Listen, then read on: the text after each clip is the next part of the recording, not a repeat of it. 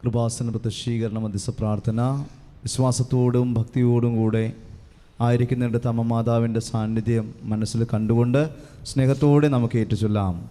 അമ്മേ പരിശുദ്ധമേ, ദൈവമാതാവേ, കൃപാസനത്തിലൂടെ ഞങ്ങൾക്കും ഞങ്ങളുടെ ദേശത്തിനും അമ്മ മാധ്യസ്ഥം തേടി തന്ന എല്ലാ അനുഗ്രഹങ്ങൾക്കും കൃപകൾക്കും ഞങ്ങളിപ്പോൾ ഹൃദയം നിറഞ്ഞ് നന്ദി പറയുന്നു. പ്രാർത്ഥിക്കുക. യേശുവേ ആരാധന.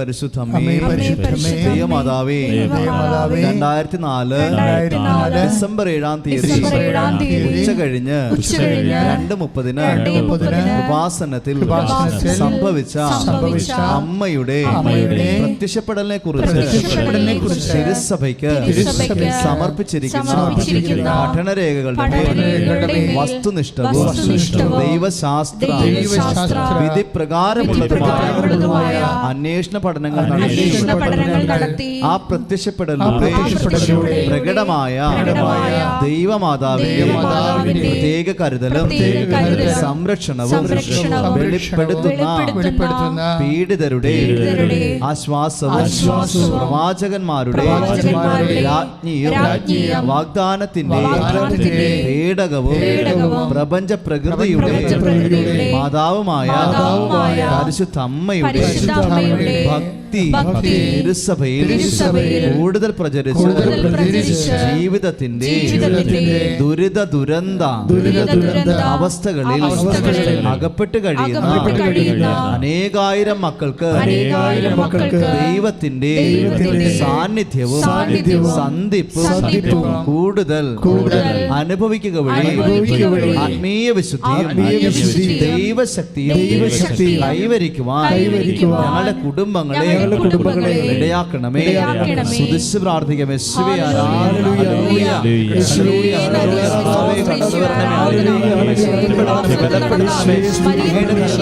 എല്ലാവരെയും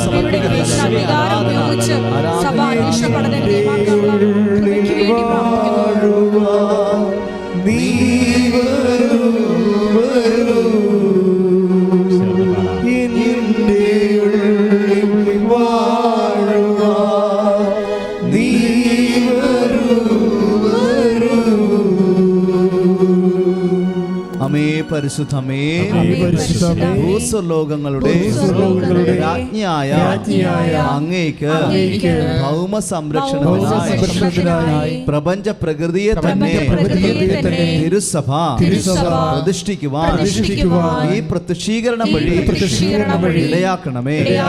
പരിശുദ്ധമേ, ജപമാല മാതാവേ, സകല കൃപാസനം പ്രാർത്ഥനകളോടും ചേർത്ത് ഞങ്ങളിപ്പോൾ പ്രാർത്ഥിക്കുന്ന ഈ സമൂഹത്തിന്റെ പ്രത്യേക നിയോഗവും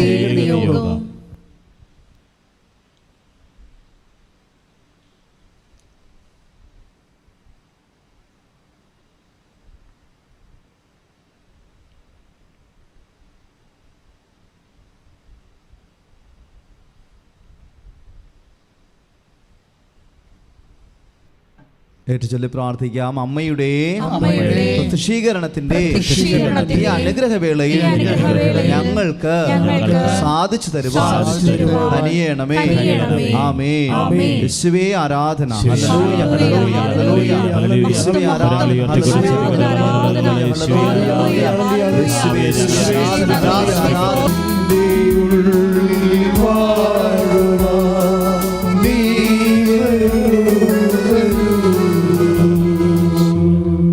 പരിശുദ്ധ പരമദിവ്യകാരുണ്യത്തിന് എന്നേരവും ആരാധനയും സ്തുതിയും പുകഴ്ചയും ഉണ്ടായിരിക്കട്ടെ. പരിശുദ്ധ പരമദിവ്യകാരുണ്യത്തിന് എന്നേരവും ആരാധനയും സ്തുതിയും പുകഴ്ചയും ഉണ്ടായിരിക്കട്ടെ. പരിശുദ്ധ പരമദിവ്യകാരുണ്യത്തിന് എന്നേരവും ആരാധനയും സ്തുതിയും പുകഴ്ചയും സ്തുതിക്കട്ടെ, സ്തുതിക്കട്ടെ. Hallelujah, hallelujah, hallelujah, hallelujah.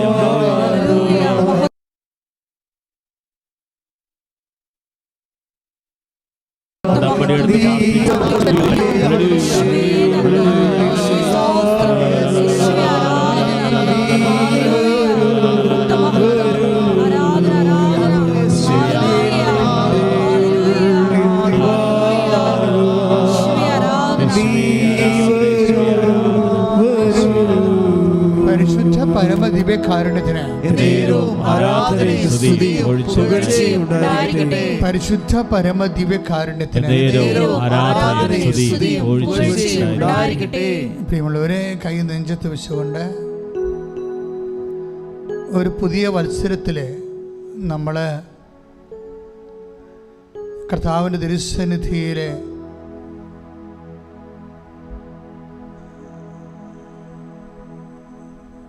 ആരാധനയിലായിരിക്കുന്ന ഈ വർഷത്തെ ആദ്യത്തെ ആരാധനയാണ്. അതുകൊണ്ട് ആദ്യം മുതൽ അവസാനം വരെ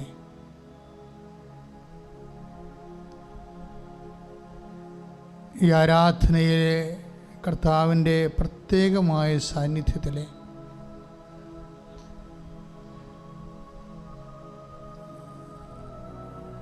മാറിപ്പോകാതെ മനസ്സൊരുക്കത്തോടു കൂടി പ്രാർത്ഥിക്കാൻ,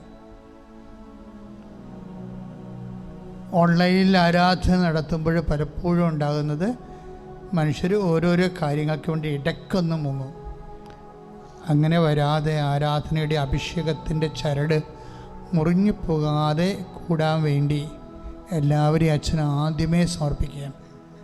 കർത്താവേ, ഈ ആരാധനയിലെ എല്ലാ ഭൂഖണ്ഡങ്ങളിലും നിന്ന് പങ്കെടുക്കുന്ന മക്കളെ അങ്ങയുടെ തിരുസന്നിധിയിൽ പ്രത്യേകം സമർപ്പിക്കുന്നു. ഈശോ, അവരെല്ലാവരും മറ്റ് ഡിസ്റ്റർബൻസുകളൊന്നുമില്ലാതെ, പല വിചാരങ്ങളൊന്നുമില്ലാതെ കർത്തൃതിരുസന്നിധിയിലെ വിശ്വാസത്തോടെ സ്നേഹത്തോടെ ആയിരിക്കാൻ കർത്താവേ, നിൻ്റെ തിരുമുറുമാർന്ന വലതുകരം അങ്ങയുടെ മക്കളിലേക്ക് വെച്ചുകൊണ്ട് ഈ ആരാധന അഭിഷേകത്തോടെ അർപ്പിക്കുവാൻ അവരനുഗ്രഹിക്കണമെന്ന് പ്രാർത്ഥിച്ചുകൊണ്ട് അങ്ങേ സ്തുതിക്കുന്ന ഹല്ലേലൂയ.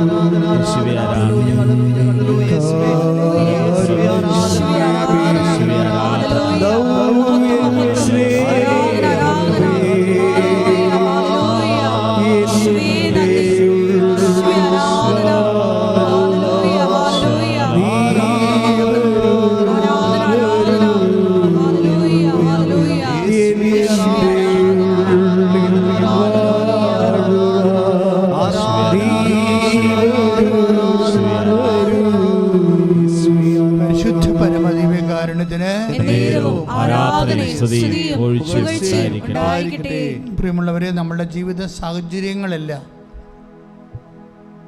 ഇപ്പോഴും നിങ്ങളെ കേട്ടുകൊണ്ടിരിക്കുന്ന സാക്ഷ്യങ്ങളെല്ലാം നോക്കിയാൽ ദൈവം എത്ര കരുണയോടുകൂടിയാണ്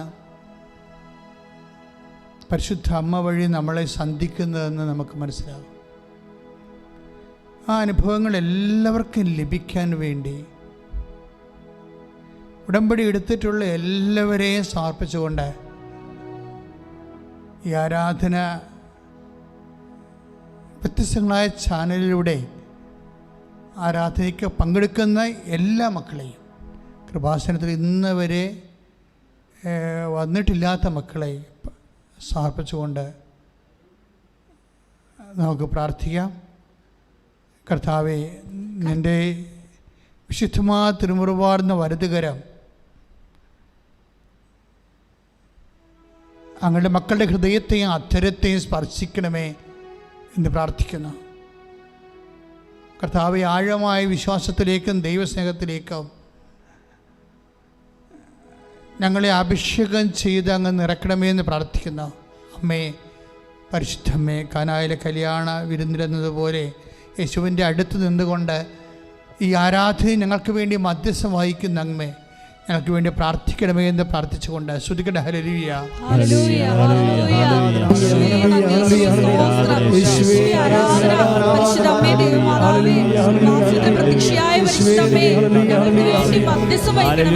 ഞങ്ങളുടെ ഉടമ്പടി നിയോഗങ്ങളുടെ മേലെ കരുണയായിരിക്കണമേ. ഹല്ലേലൂയ, ഹല്ലേലൂയ, ആരാധന, ആരാധന. സ്നേഹതാത സ്വർഗതാത വന്ദനം തേ വന്ദനം.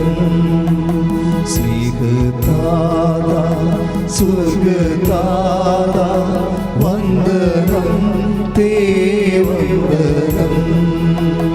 സ്നേഹതാത സ്വർഗതാത വന്ദനം തേ വന്ദനം.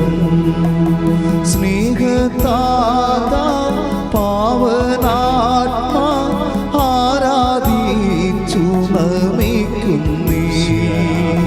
സ്നേഹതാത പാവനാത്മാ ആരാധിച്ചു നമിക്കുന്നേ.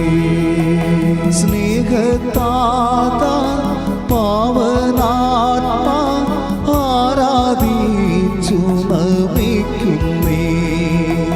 സ്നേഹതാത പാവനാത്മാ ആരാധിച്ചു നമിക്കുന്നേ.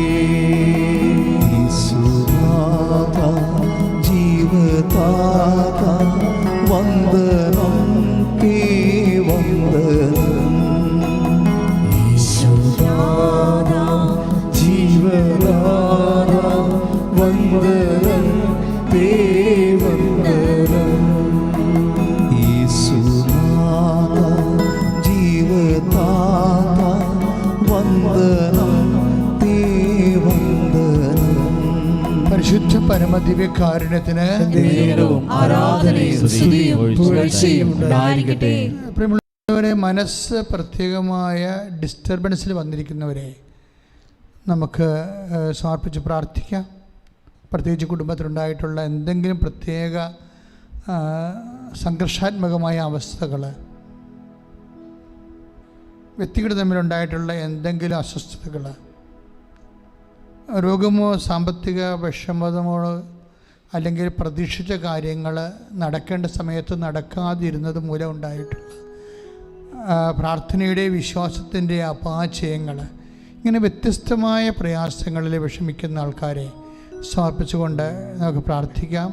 നല്ലവനായ യേശുവേ, നിൻ്റെ ഉന്നതമായ നാമത്തിന് സ്വസ്ത്രം ചെയ്ത് കർത്താവേ, കർത്താവേ, നിൻ്റെ ഉന്നതമായ നാമത്തിന് സ്വസ്ത്രം ചെയ്ത് കർത്താവേ, ഈ ആരാധന യോഗ്യതയോടെ അർപ്പിക്കാൻ വേണ്ടി കർത്താവേ, ഹൃദയത്തെ അധരത്തെയും അങ്ങ് സ്പർശിക്കണമെന്ന് പ്രാർത്ഥിക്കുന്ന ഈശോയെ, ഞങ്ങൾ ഡിസ്റ്റർബ് ചെയ്യുന്ന ബാഹ്യമായ എല്ലാ സമ്മർദ്ദങ്ങളെയും യേശുക്രിസ്തുവിൻ്റെ ഉന്നതമായ നാമത്തിൽ നിർവീര്യമാകട്ടെ എന്ന് കൽപ്പിക്കുന്നു. ശ്രദ്ധിക്കട്ടെ,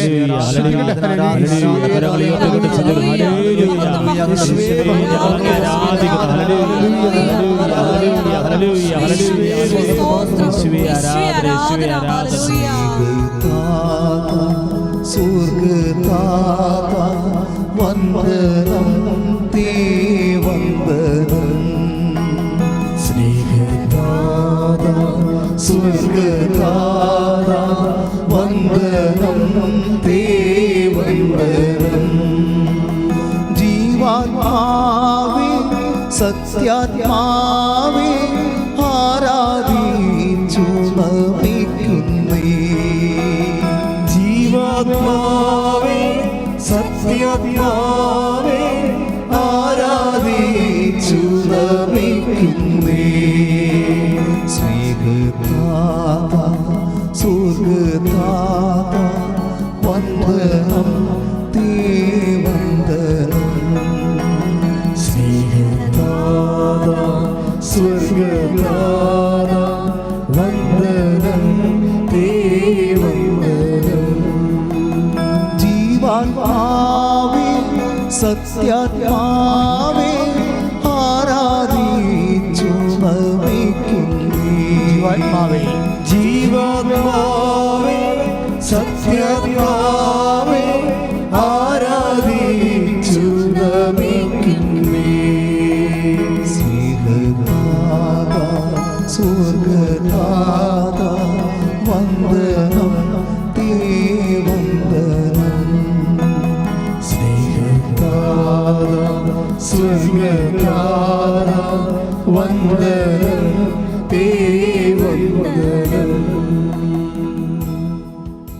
പ്രിയമുള്ളവരെ, നമ്മുടെ ജീവിതത്തിലെ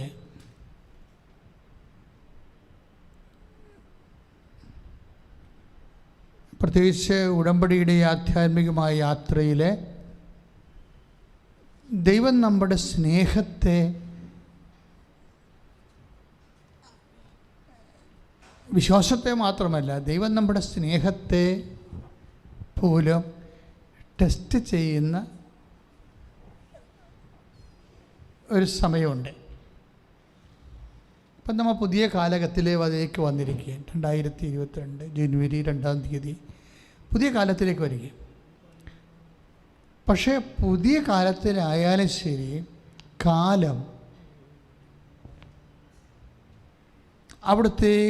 അവിടുത്തേതാകുന്നു. കാലങ്ങളും സമയവും അങ്ങനെ പറഞ്ഞുകൊണ്ടാണ് നമ്മളെ പെസഹാത്തിരിയിൽ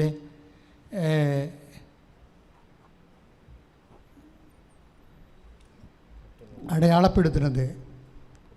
ഇപ്പം ക്രിസ്മസ് സീസൺ ആണെങ്കിൽ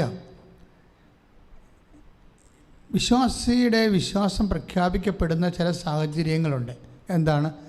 കാലവും പിന്നെന്താണ്? ദേശവും ദൈവത്തിന് ഏൽപ്പിക്കണം. സമയവും സാഹചര്യവും ദൈവത്തിന് നിൻ്റെ ജീവിതത്തിൻ്റെ സമയത്തിൻ്റെ മേലും നിൻ്റെ ജീവിതത്തിൻ്റെ സാഹചര്യത്തിൻ്റെ മേലും ദൈവത്തിനാണോ പൂർണ്ണമായ അധികാരം? അഥവാ സാഹചര്യം മാറുമ്പോൾ നീ ഡിസ്റ്റർബ്ഡ് ആകുമോ? അപ്പോസ്തലികമായ ഏറ്റവും വലിയ ഒരു ക്വാളിറ്റിയാണ് അത്. എന്താണ്? സാഹചര്യം മാറിയാലും ഡിസ്റ്റർബ്ഡ് ആകത്തില്ല. അതിന് പൗലോസ് അപ്പോസ്തലൻ പറയുന്നത് we must have A training. അതിന് നമ്മൾക്ക് ഒരു ട്രെയിനിങ് വേണം. അതായത് ഇപ്പോൾ ഉദാഹരണത്തിന് ഫിലിപ്പി ലേഖനത്തിലെ 4-ാം അധ്യായം 11-ാമത്തെ വചനം, 11ഉം 12ഉം ഒക്കെ ഉണ്ട്. ഈ വചനവും പരിശുദ്ധ അമ്മയുടെ വ്യക്തിത്വവും നമ്മളെപ്പോഴും ഉടമ്പടി ചെയ്തിരിക്കുന്ന എല്ലാവരും, ഇത് ഉടമ്പടി ധ്യാനമായതുകൊണ്ട് പ്രത്യേകിച്ച് ഉടമ്പടിയെക്കുറിച്ചായിരിക്കും പറയണത്. അപ്പോൾ ഉടമ്പടി ചെയ്തിരിക്കുന്ന എല്ലാവരുടെയും മാതൃക എന്താ? ആരാണ്? പരിശുദ്ധ അമ്മയുടെ ആധ്യാത്മികതയാണ്.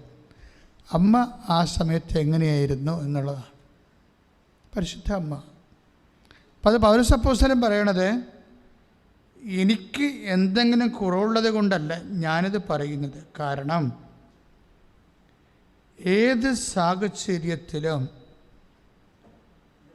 സംതൃപ്തിയോടെ കഴിയാൻ ഞാൻ പഠിച്ചിട്ടുണ്ട്. അത് സ്വയമായിട്ടെടുക്കുന്ന പഠനമാണ്. നമ്മുടെ ജീവിതത്തെ, നമ്മുടെ സ്വഭാവത്തെ, നമ്മുടെ പ്രതികരണങ്ങളെയൊക്കെ നമ്മൾ പഠിപ്പിക്കണം. ഈശോ അതിന് പറഞ്ഞത് ഈ പാഠപുസ്തകം ആരാണ്?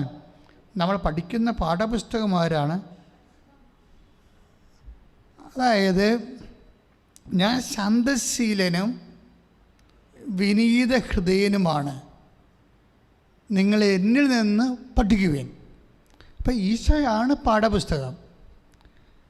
ഈശോ എപ്പോഴും നമുക്ക് പഠിച്ചിട്ടുണ്ടെന്ന് അപ്പോസ്തലൻ പറയുന്നുണ്ടെങ്കിൽ ഗമാലിയലിൻ്റെ ശിക്ഷണത്തിൽ പഠിച്ച കാര്യമല്ലേ ഈ പറയണത്.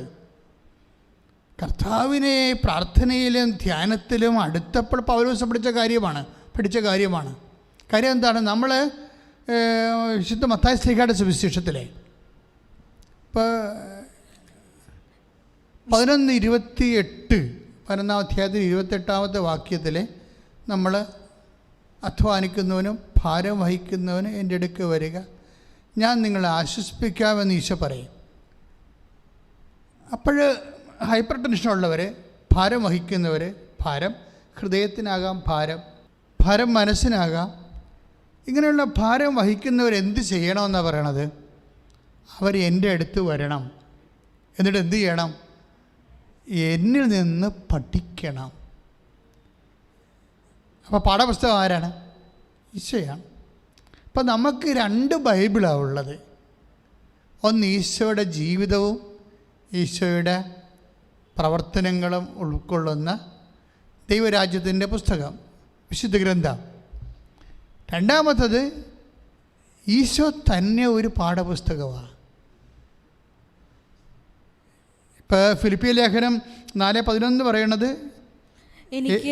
എനിക്ക് എന്തെങ്കിലും കുറവുള്ളത് കൊണ്ടല്ല ഞാനിത് പറയുന്നത്. കാരണം ഏത് സാഹചര്യത്തിലും സംതൃപ്തിയോടെ കഴിയാൻ ഞാൻ പഠിച്ചിട്ടുണ്ട്. Praise the Lord. പൗലോസ് അപ്പോസ്തലൻ പഠിച്ച കാര്യങ്ങളാണ് പറയണത്. അപ്പോസ്തലനായതിനു ശേഷമുള്ള അദ്ദേഹത്തിൻ്റെ അനുഭവങ്ങളാണ് ഫിലിപ്പിയ ലേഖനത്തിൽ എഴുതിയിട്ടുള്ളത്. പഠനത്തിൻ്റെ പുസ്തകമാണ്. എനിക്കും നിങ്ങൾക്കും പൗലോസ് അപ്പോസ്തലനും എല്ലാം ഉള്ള ഒരു കോമൺ ടെസ്റ്റ് എന്താണ്? കോമൺ ടെസ്റ്റ് കർത്താവിൻ്റെ ജീവിതം തന്നെയാണ്.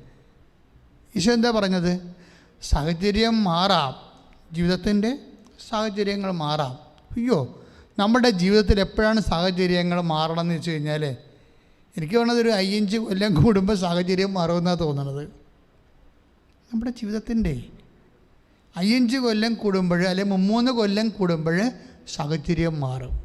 ചിലപ്പോൾ നമുക്കൊരു ട്രാൻസ്ഫർ കിട്ടി, വേറെ പുതിയ സ്ഥലത്ത് പോയി, സാഹചര്യം മാറി. നമ്മൾ അങ്ങോട്ട് പോയ സമയത്ത് വീട്ടിലെ സാഹചര്യവും മാറും. അപ്പോഴും മൊത്തത്തിൽ എപ്പോഴും ഒരു വ്യത്യസ്തങ്ങളായ സാഹചര്യങ്ങളിലൂടെ ഇങ്ങനെ വ്യക്തികൾ പോകുന്ന കാണാം. ഇങ്ങനെ പോകുന്ന സമയത്ത് സാഹചര്യങ്ങൾ മാറുമ്പോൾ എന്താണ് ഈശോ പറയണത്? എന്താണ് ഈശോയിൽ നിന്ന് പഠിക്കേണ്ടത്? അതിൻ്റെ പേരിൽ വ്യഗ്രത ഉണ്ടാകരുത്. ഞാൻ ശാന്തശീലനും വിനീത ഹൃദയനുമാണ്. അപ്പോൾ ഒരു കാര്യം എന്താണ്? എടുത്തോ പിടിച്ചതെന്നും പറഞ്ഞുള്ള ഷടോടാന്നുള്ള തീരുമാനവും ബഹളവുമല്ല. അത് ധൃതിയും വ്യഗ്രതയും ഒക്കെ അഹങ്കാരത്തിൻ്റെ ലക്ഷണമായിട്ടാണ് പരിശുദ്ധാത്മാവ് വചനത്തിൽ വിവേചിക്കുന്നത്. അതിന് ശാന്തത വേണം. ഞാൻ ശാന്തശീലനും വിനീത ഹൃദയനുമാണ്. എന്നിൽ നിന്ന് പഠിക്കുവിൻ. ഏറ്റു പറഞ്ഞേ, കർത്താവായ ദൈവമേ, അങ്ങയിൽ നിന്ന് അങ്ങാകുന്ന പാഠപുസ്തകത്തിൽ നിന്ന് പഠിക്കുവാൻ ഞങ്ങൾക്ക് വ്യത്യസ്തമായ സാഹചര്യങ്ങൾ നൽകി പ്രായോഗികമായി ഞങ്ങളെ പഠിപ്പിക്കുകയാണെന്നുള്ള ബോധ്യത്തിലേക്ക് ഞങ്ങളെ നയിക്കണം.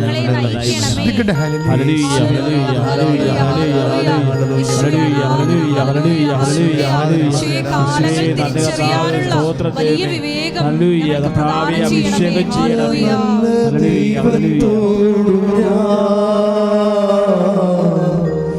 എന്തു ചെയ്തു നന്ദി ചൊല്ലിടും. ചേർന്ന് പാടാം. എന്റെ കൊച്ചു ജീവിതത്തെ നിന്റെ മുൻപിൽ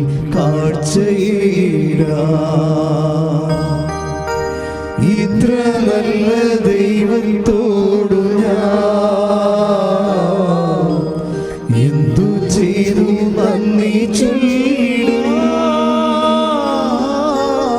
എന്റെ കൊച്ചു ജീവിതത്തെ നിന്റെ മുൻപിൽ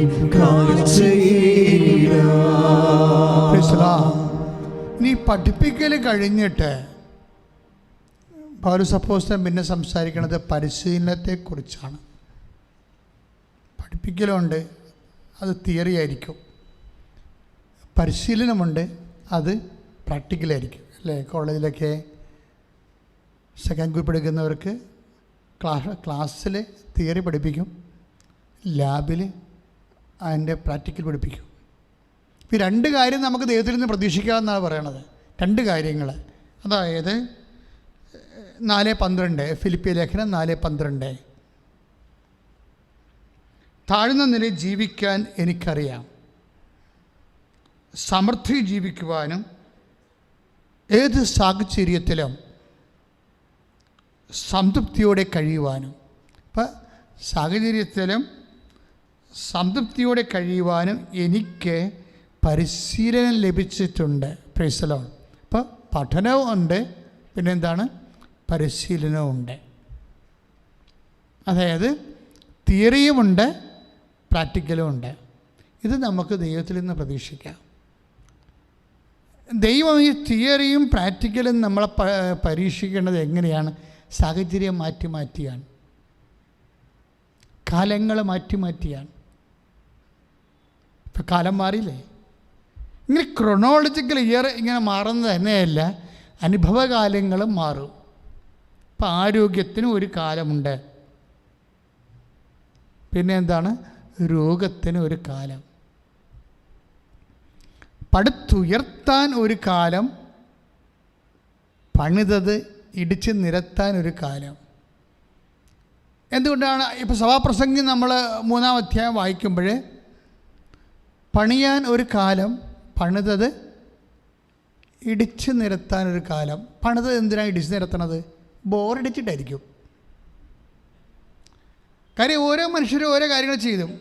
കുറച്ച് കഴിയുമ്പോൾ പറയാം, എന്നാലും ഈ സിറ്റ് ഔട്ട് അടിച്ച് പൊളിച്ചേക്കാം.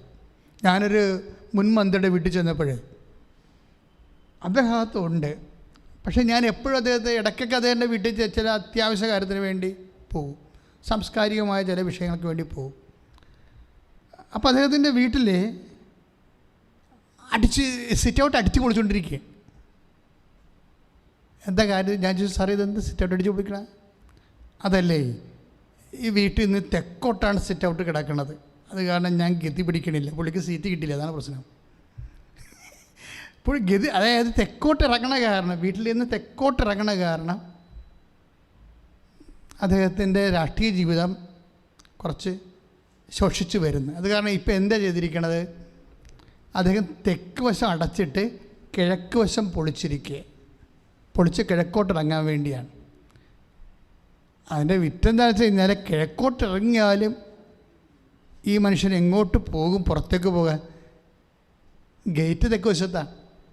നേരെ കിഴക്കോട്ടിറങ്ങിക്കഴിഞ്ഞാൽ കണ്ടവൻ്റെ വീടാണ്, മറ്റുള്ള ആൾക്കാരുടെ വീടാണ്. അപ്പോഴും കറങ്ങി തിരിഞ്ഞ് തെക്കോട്ട് തന്നെ പോകണം. എങ്കിലും മനസ്സിൻ്റെ ഒരു സമാധാനത്തിന് വേണ്ടി ആ തെക്കേ വശം സിറ്റ് ഔട്ടും കൈവരിയൊക്കെ രണ്ടാമത് പുനർനിർമ്മിച്ചിട്ട് കിഴക്കോട്ട് തുറന്നിട്ടിരിക്കുകയാണ്. അപ്പോൾ ഇടിച്ചു പൊളിക്കാൻ ഒരു കാലം, പണിയാനൊരു കാലം, പണിതത് പൊളിക്കാനൊരു കാലം. ഇതുപോലെ തന്നെയാണ് നമ്മുടെ ഓരോ കാര്യങ്ങളും. ഒരു 5 കൊല്ലം കഴിയുമ്പോൾ നമുക്ക് ബോറടിച്ചു തുടങ്ങും ഓരോ കാര്യങ്ങളും. ഈ ബോറടിക്കാതിരിക്കുന്നതിന് തീർച്ചയായിട്ടും അഭിഷേകം വേണ്ടി വരും. സ്വന്തം ഭാര്യയെ ബോറടിക്കുന്നവരുണ്ടല്ലോ, അതല്ലേ വീട്ടിലെ പ്രശ്നങ്ങൾ മുഴുവനും. വൈഫ് എന്തുകൊണ്ടാണ് കൂടുതൽ ഡിമാൻഡ്സ് വെക്കണത്? ഓരോരോ അവിടെ പോകണം, ഇവിടെ പോകണം, അത് വാങ്ങിച്ചു തരണം, ഇത് വാങ്ങിച്ചു തരുന്നതിന് അവർക്ക് ആവശ്യമില്ലെന്ന് അവർക്ക് തന്നെ അറിയാം. പക്ഷേ ഈ മനുഷ്യന് തന്നെ ബോറടിച്ചെന്ന് എങ്ങനെയോ അവർക്ക് മനസ്സിലായി. അതുകൊണ്ട് പുതിയ ഡിമാൻഡ്സ് അവർ വെച്ചുകൊണ്ടിരിക്കും. അപ്പോൾ എന്താണെന്ന് വെച്ച് കഴിഞ്ഞാൽ, സ്നേഹിക്കാൻ ഒരു കാലം, ആലിംഗനം ചെയ്യാനൊരു കാലം, ആലിംഗനം ചെയ്യാതിരിക്കാനൊരു കാലം. ഇപ്പം പരവേശങ്ങളും സ്നേഹപ്രകടനങ്ങളൊക്കെ കുറച്ച് കഴിയുമ്പോൾ ബോറടിക്കുമെന്നർത്ഥം. ഇത് മനുഷ്യാവസ്ഥയാണ്. പരവേശങ്ങളും അതുപോലെ തന്നെ മനുഷ്യൻ്റെ എല്ലാവിധ ബന്ധങ്ങളും കുറച്ച് കഴിയുമ്പോൾ മടുപ്പ് ഉണ്ടാകും. അതുകൊണ്ടാണ് കാലങ്ങൾ മാറുന്നതനുസരിച്ച് വളരെ ശ്രദ്ധയോടെയാണ് കാലത്തെ. ഇപ്പം സഭാപ്രസംഗി ശ്രുതികട്ടെ ഹല്ലേലൂയ,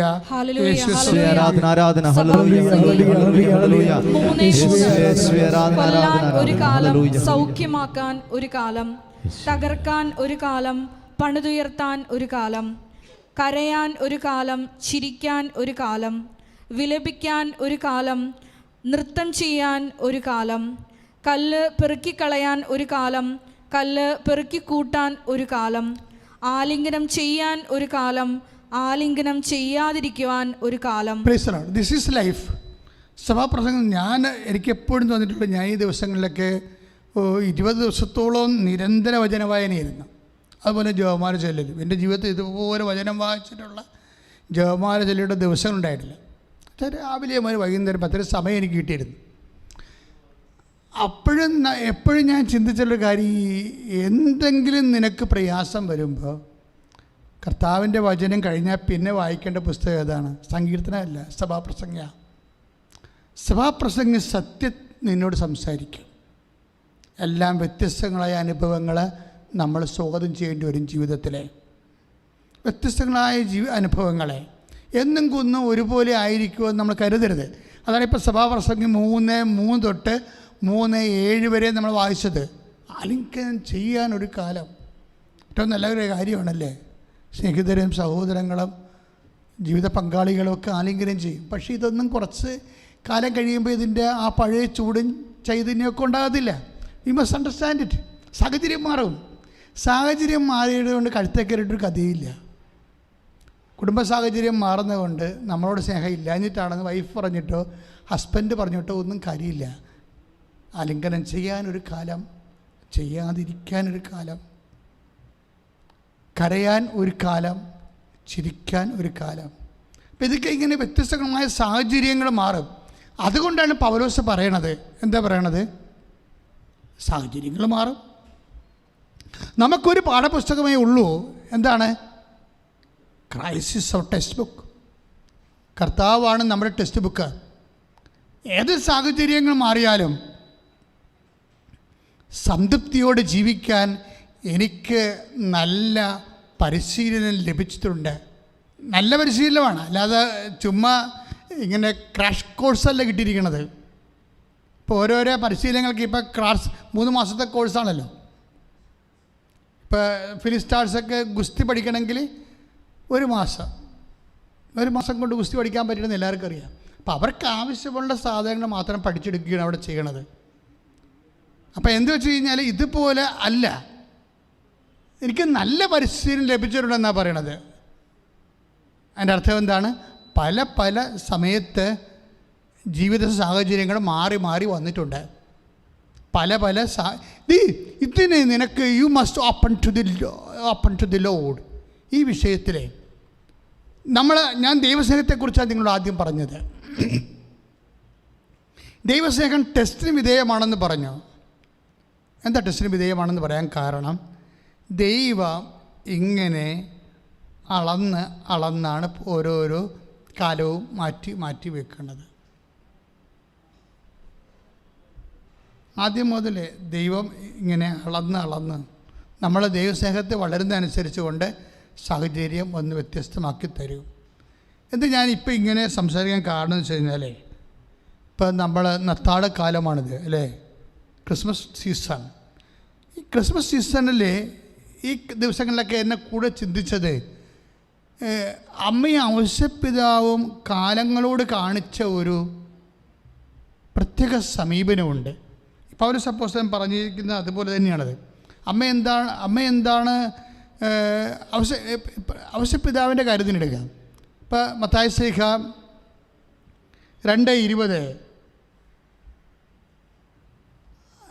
മത്തായി ശ്ലീഹയുടെ സുവിശേഷത്തിൽ എന്താ പ്രശ്നം എന്ന് വെച്ച് കഴിഞ്ഞാൽ, അവിടെ ഒരു പ്രത്യേക കാലഘട്ടമാണ്. ഔസേപ്പിതാവ് വിഷയത്തെ എങ്ങനെയാണ് കൈകാര്യം ചെയ്തതെന്നൊക്കെ മനസ്സിലാകും. എന്താണ് അത്? അർക്കലാവോസ് പഴയ ഹെറോദ് ദ ഗ്രേറ്റ്, നമ്മൾ ജോസഫീസ് ഫ്ലാവീസിൻ്റെ ചരിത്രഗ്രന്ഥങ്ങളിൽ എഴുതിയിരിക്കുന്ന ഹെറോഡ് ദ ഗ്രേറ്റ്, അയാളാണ് യേശുവിൻ്റെ 2 വയസ്സിന് താഴെയുള്ള എല്ലാ കുഞ്ഞുങ്ങളെയും കൊല്ലാൻ വേണ്ടി കൽപ്പന പുറപ്പെടുവിക്കുന്നത് ഹെറോഡ് ദ ഗ്രേറ്റ് ആണ്. അയാളുടെ കാലത്താണ് ഔസേപ്പിതാവും അമ്മയും ഉണ്ണിയും കൂടി ഈജിപ്തിലോട്ട് പോണത്. ഒരു പ്രത്യേക സാഹചര്യമാണ്. 4 കാലം വീണ് ഓടണ കാലമാണ്. പ്രത്യേക കാലമാണ്.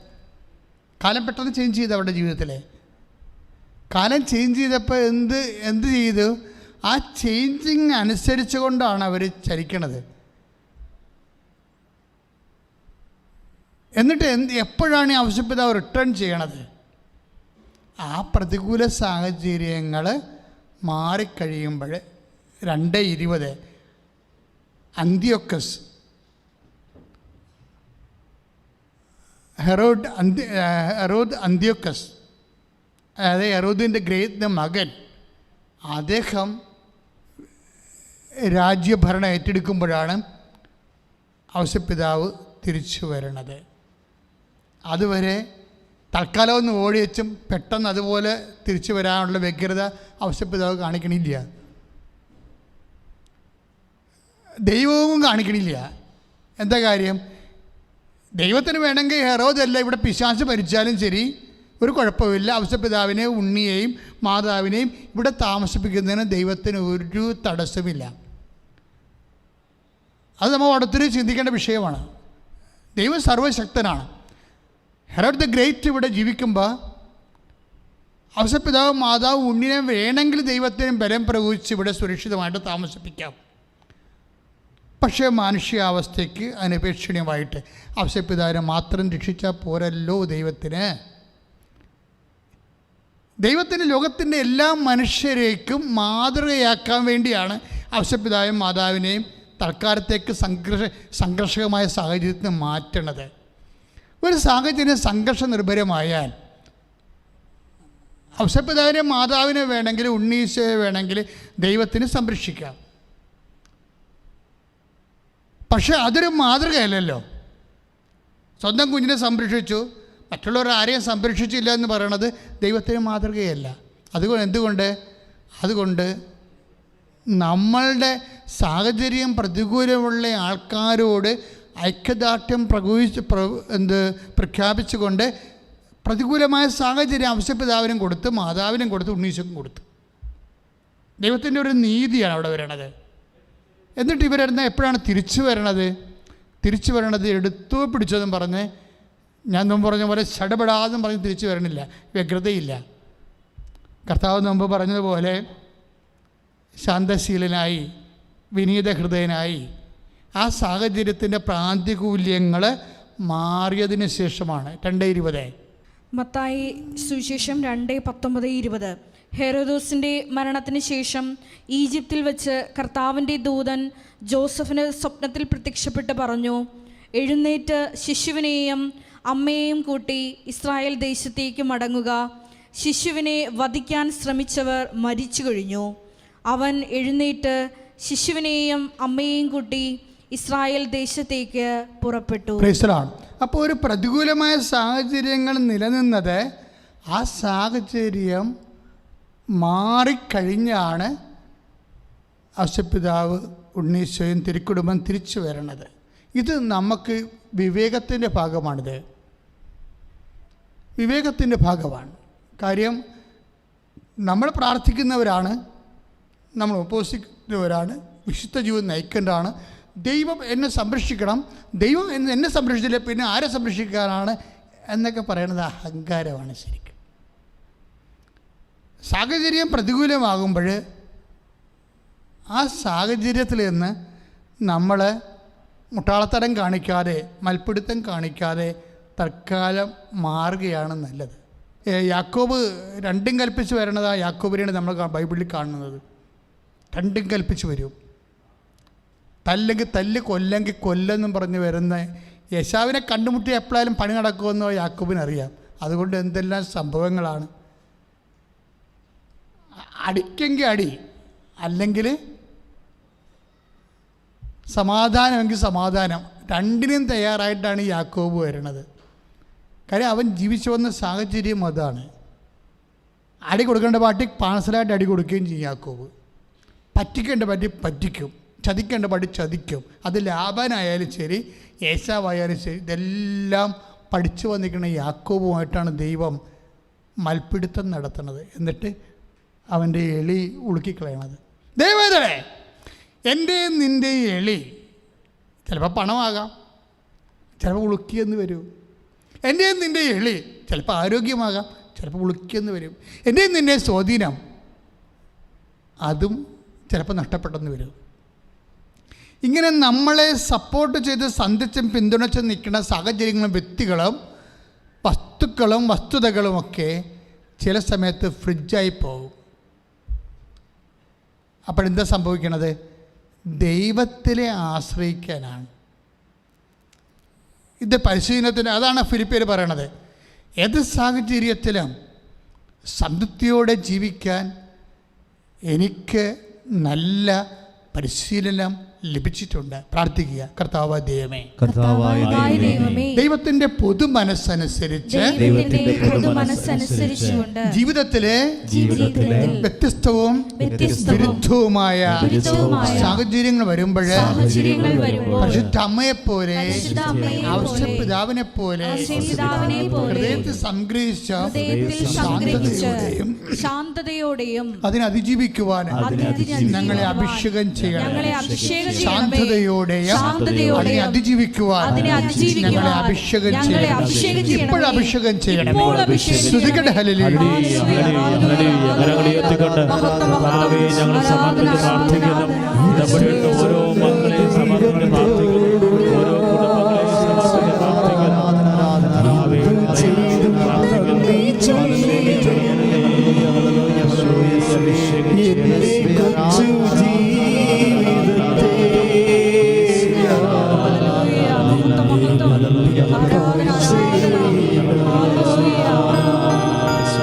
ഇത്ര നല്ല ദൈവത്തോട് എന്തു ചെയ്തു നന്ദി ചൊല്ലിടും. എന്റെ കൊച്ചു ജീവിതത്തെ നിന്റെ കാഴ്ചയിടാം. ഈ വിവേകവും വിവേചനവും ക്രിസ്മസിലെ സീസണിൻ്റെ എല്ലാ വ്യക്തികളും, ഔഷധപിതാവിനെ കുറിച്ച് നമ്മൾ കണ്ടു, മാതാവ്, ഇനി അമ്മ. അമ്മയും എന്താണ്?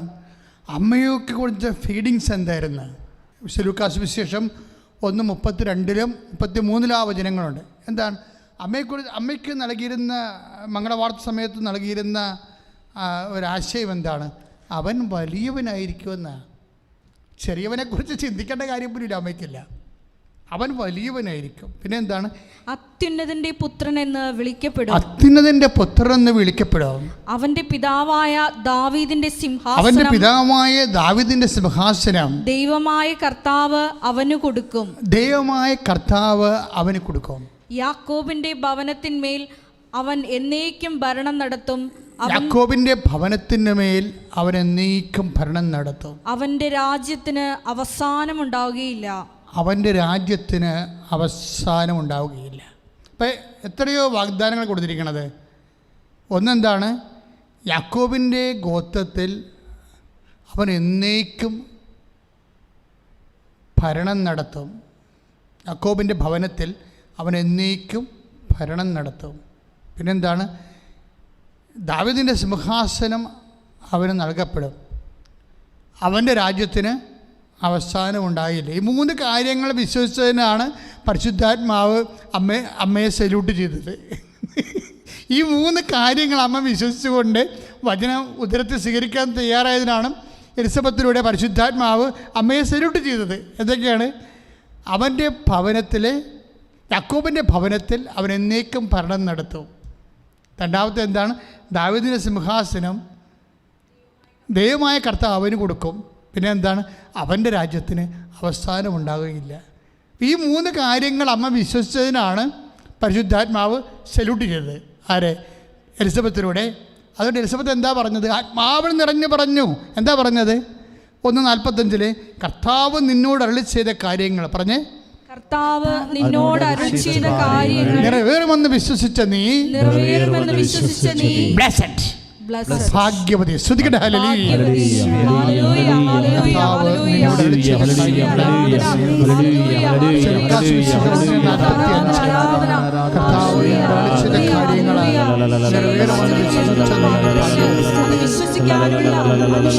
കർത്താവ് നിന്നോട് അരുളിച്ചെയ്ത കാര്യങ്ങൾ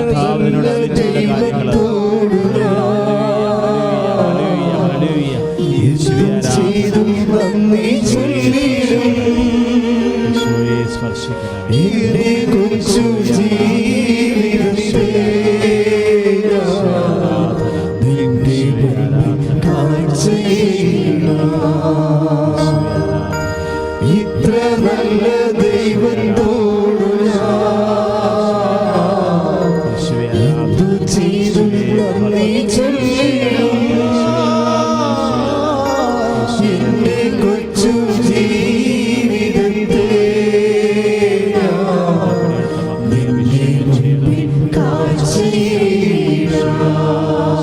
ശ്രുതികടെ ഹല്ലേലൂയ. ഇത്ര നല്ല ദൈവത്തോടു ചെയ്തും നന്ദി ചൊല്ലിടും. എന്റെ കൊച്ചു ജീവിതത്തെ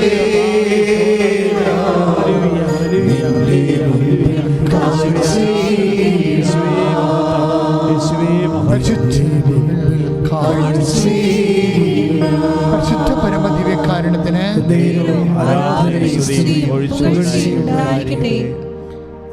പ്രിയമുള്ളവർ, ഇത്രയും കാര്യങ്ങളാണ് പരിശുദ്ധ അമ്മയെ പരിശുദ്ധാത്മാവ് എലിസബത്തിലൂടെ സല്യൂട്ട് ചെയ്യാണ്ടായ കാരണങ്ങൾ എന്താണ്? ഈ വചനത്തിലുള്ള അമ്മയുടെ വിശ്വാസമാണ്. സാഹചര്യങ്ങൾ ഇങ്ങനെ അമ്മയുടെ മുമ്പിൽ ഇങ്ങനെ മാറിക്കൊണ്ടിരിക്കുകയാണ്. എത്ര സാഹചര്യങ്ങൾ മാറിയാലും ഇവിടെ നിലപാടിനോ സമീപനത്തിനോ മാറ്റം ഉണ്ടാവുകയില്ല. എന്തുകൊണ്ടാണ് ഞാൻ ചില സമയത്ത് ഓർത്തത്? ഞാൻ നിങ്ങളോട് നേരത്തെ പറഞ്ഞിട്ടുണ്ട്. എന്താ പറഞ്ഞിരിക്കണത്?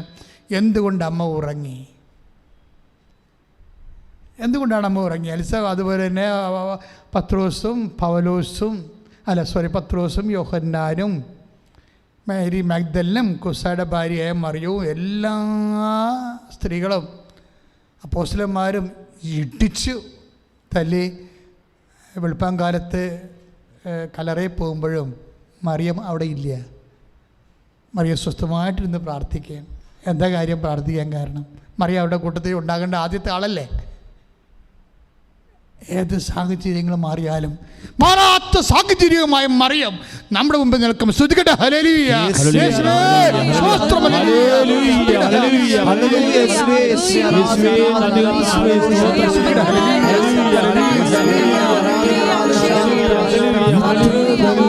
ദൈവത്തോടു എന്തു ചെയ്തും നന്ദി ചൊല്ലിടും. എന്റെ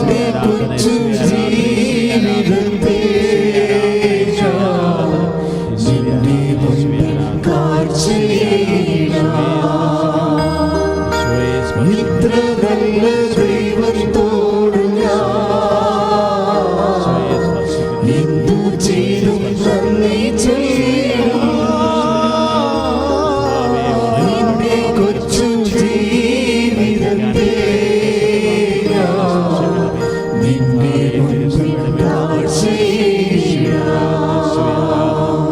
പരിശുദ്ധ പരമദിവ്യകാരുണ്യത്തിന്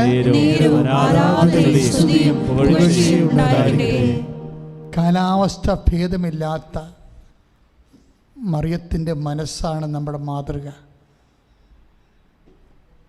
നമ്മളിപ്പോഴേ ചിന്തിച്ചുകൊണ്ടിരിക്കുന്ന ഏറ്റവും നമ്മളെ മനുഷ്യരാശിയെ ഒന്നടങ്കം മുൾമുനയെ നിർത്തുന്ന ഏറ്റവും വലിയ സന്ത്രാസത്തിൽ നിർത്തുന്ന വിഷയം എന്താണ്? ക്ലൈമറ്റ് ചേഞ്ചാണ്. ലോകം മുഴുവനും ക്ലൈമറ്റ് ചേഞ്ച് നടന്നുകൊണ്ടിരിക്കുകയാണ്. നമുക്ക് തന്നെ അച്ഛൻ പറഞ്ഞ പോലെ 20 ന്യൂനമർദ്ദങ്ങൾ നടന്ന് ഈ വർഷകാലം കഴിഞ്ഞതിന് ശേഷം അത്രയും വെള്ളപ്പൊക്കം ഉണ്ടായി, അത്രയും കാറ്റുകളുണ്ടായി, അത്രയും നാശനഷ്ടം ഉണ്ടായി, അത്രയും ഉരുൾപൊട്ടലുണ്ടായി. ഉരുൾപൊട്ടൽ എന്തുകൊണ്ടാണ്? ക്ലൈമറ്റ് ചേഞ്ച് വന്നപ്പോൾ ഒരേ സ്ഥലത്ത് തന്നെ ഘനമീറ്റർ മഴ കുറേ അധികം ദിവസം ഒരുമിച്ച് പെയ്തപ്പോഴാണ് ഉരുൾപൊട്ടലുണ്ടായത് എന്നിപ്പോൾ ശാസ്ത്രത്തിൻ്റെ പഠനം വന്നിട്ടുണ്ട്.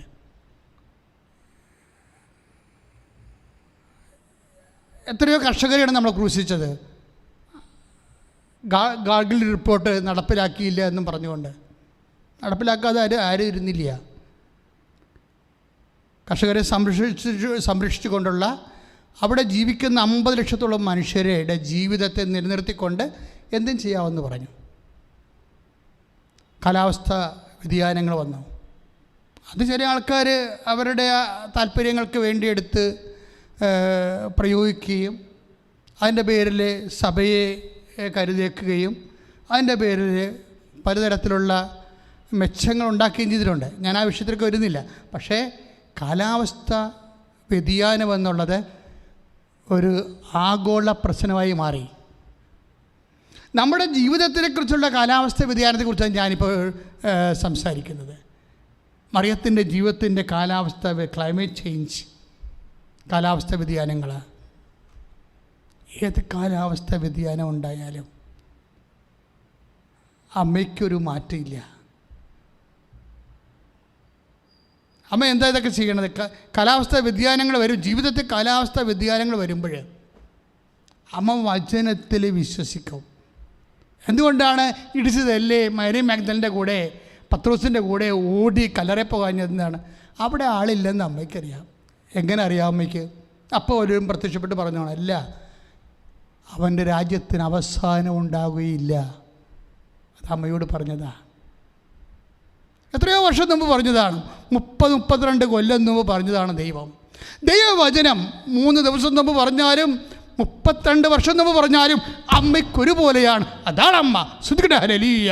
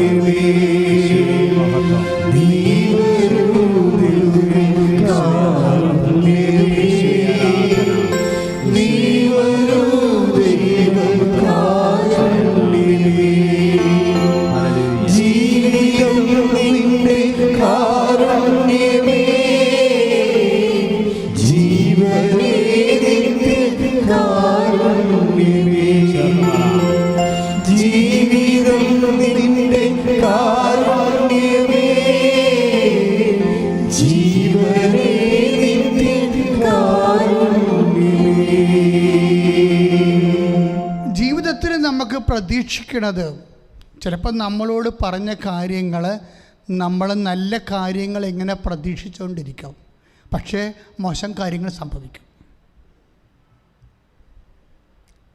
ഇത് നല്ല കാര്യങ്ങൾ പ്രതീക്ഷിച്ചുകൊണ്ടിരിക്കും, പക്ഷേ മോശം കാര്യങ്ങൾ സംഭവിക്കും. ഇതാണ് സാഹചര്യ മാറ്റം എന്ന് പറയുന്നത്, ക്ലൈമറ്റ് ചേഞ്ച് എന്ന് പറയുന്നത്. നല്ല കാര്യങ്ങൾ എന്താണ് പ്രതീക്ഷിച്ചത്? അമ്മ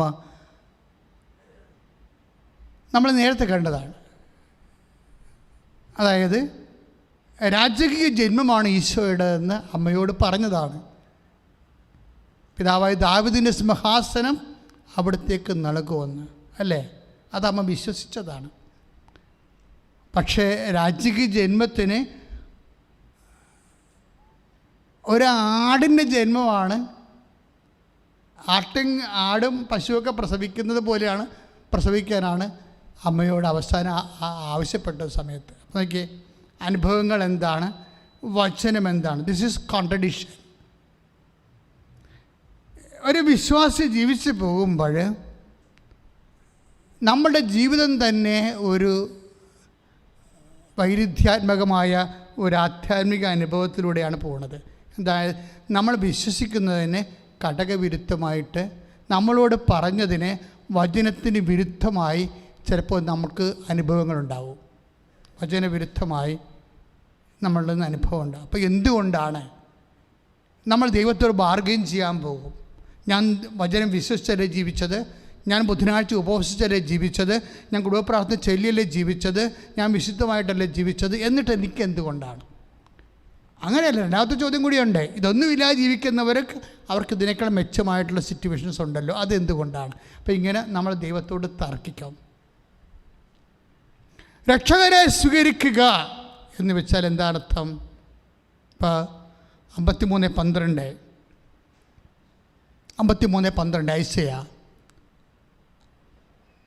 അവൻ പാപികളുടെ കൂടെ എണ്ണപ്പെട്ടു.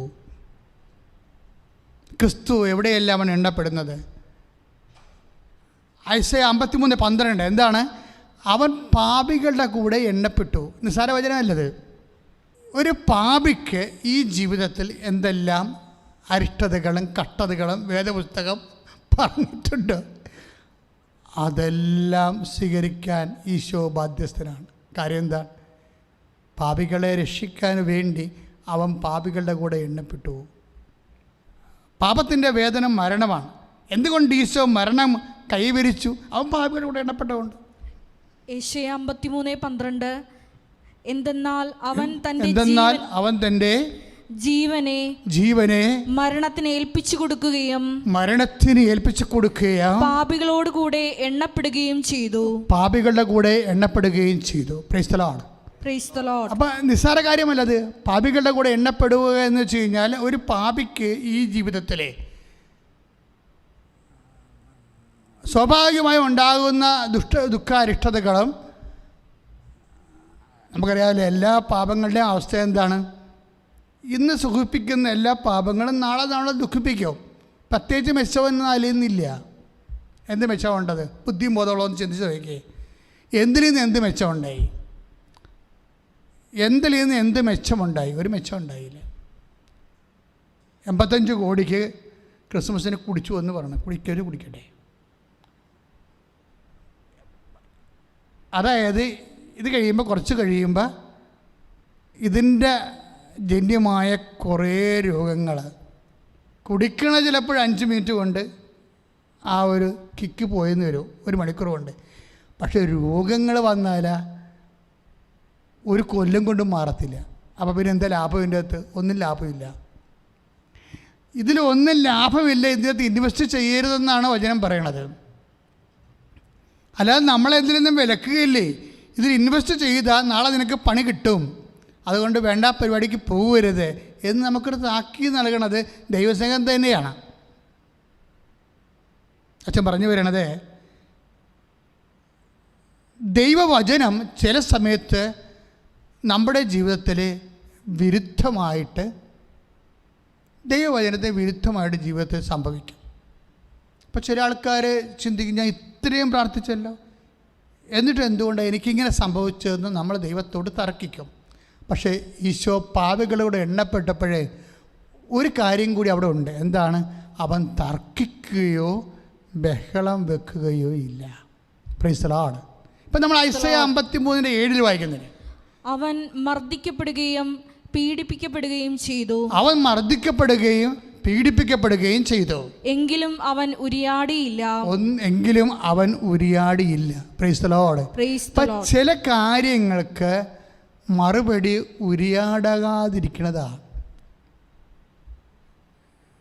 അല്ല, നമ്മൾ അവിടെ വെച്ച് ദൈവം എന്നോട് ഇങ്ങനെ ചെയ്തല്ലോ എന്ന് ചോദിച്ചാൽ തീർന്ന്. നീ ഇങ്ങനെ ഏണിയും പാമ്പും കളിച്ച് 98 കൊണ്ട് വെച്ചിരിക്കുകയാണ്. ഏണിയും പാമ്പും കളിച്ച് അവിടെ വെച്ചാണ് ദൈവത്തോട് ഒരു തർക്കം നടത്തിയത്. തീർന്നതിൻ്റെ പരിപാടി. നേരെ പാമ്പ് വിഴുങ്ങിക്കൊണ്ട്, തർക്കത്തിൻ്റെ പാമ്പ് നിന്നെ വിഴുങ്ങിക്കൊണ്ട് വന്ന് 2 വെക്കും. തീർന്ന്. ആ കളി നിൻ്റെ എതിരാളി ജയിച്ചു.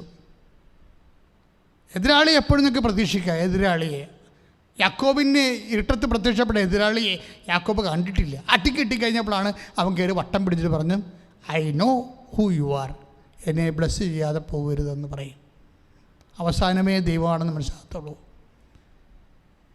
നമ്മൾ അടി നടത്തിക്കൊണ്ടിരിക്കുന്ന സമയത്ത്, നമ്മൾ തർക്കവും ബഹളവും മൽപ്പിടുത്തമൊക്കെ നടക്കുന്ന സമയത്ത് അതാരാണെന്ന് അറിയത്തില്ല. നമുക്ക് അവസാനമാണ് അറിയത്തുള്ളൂ.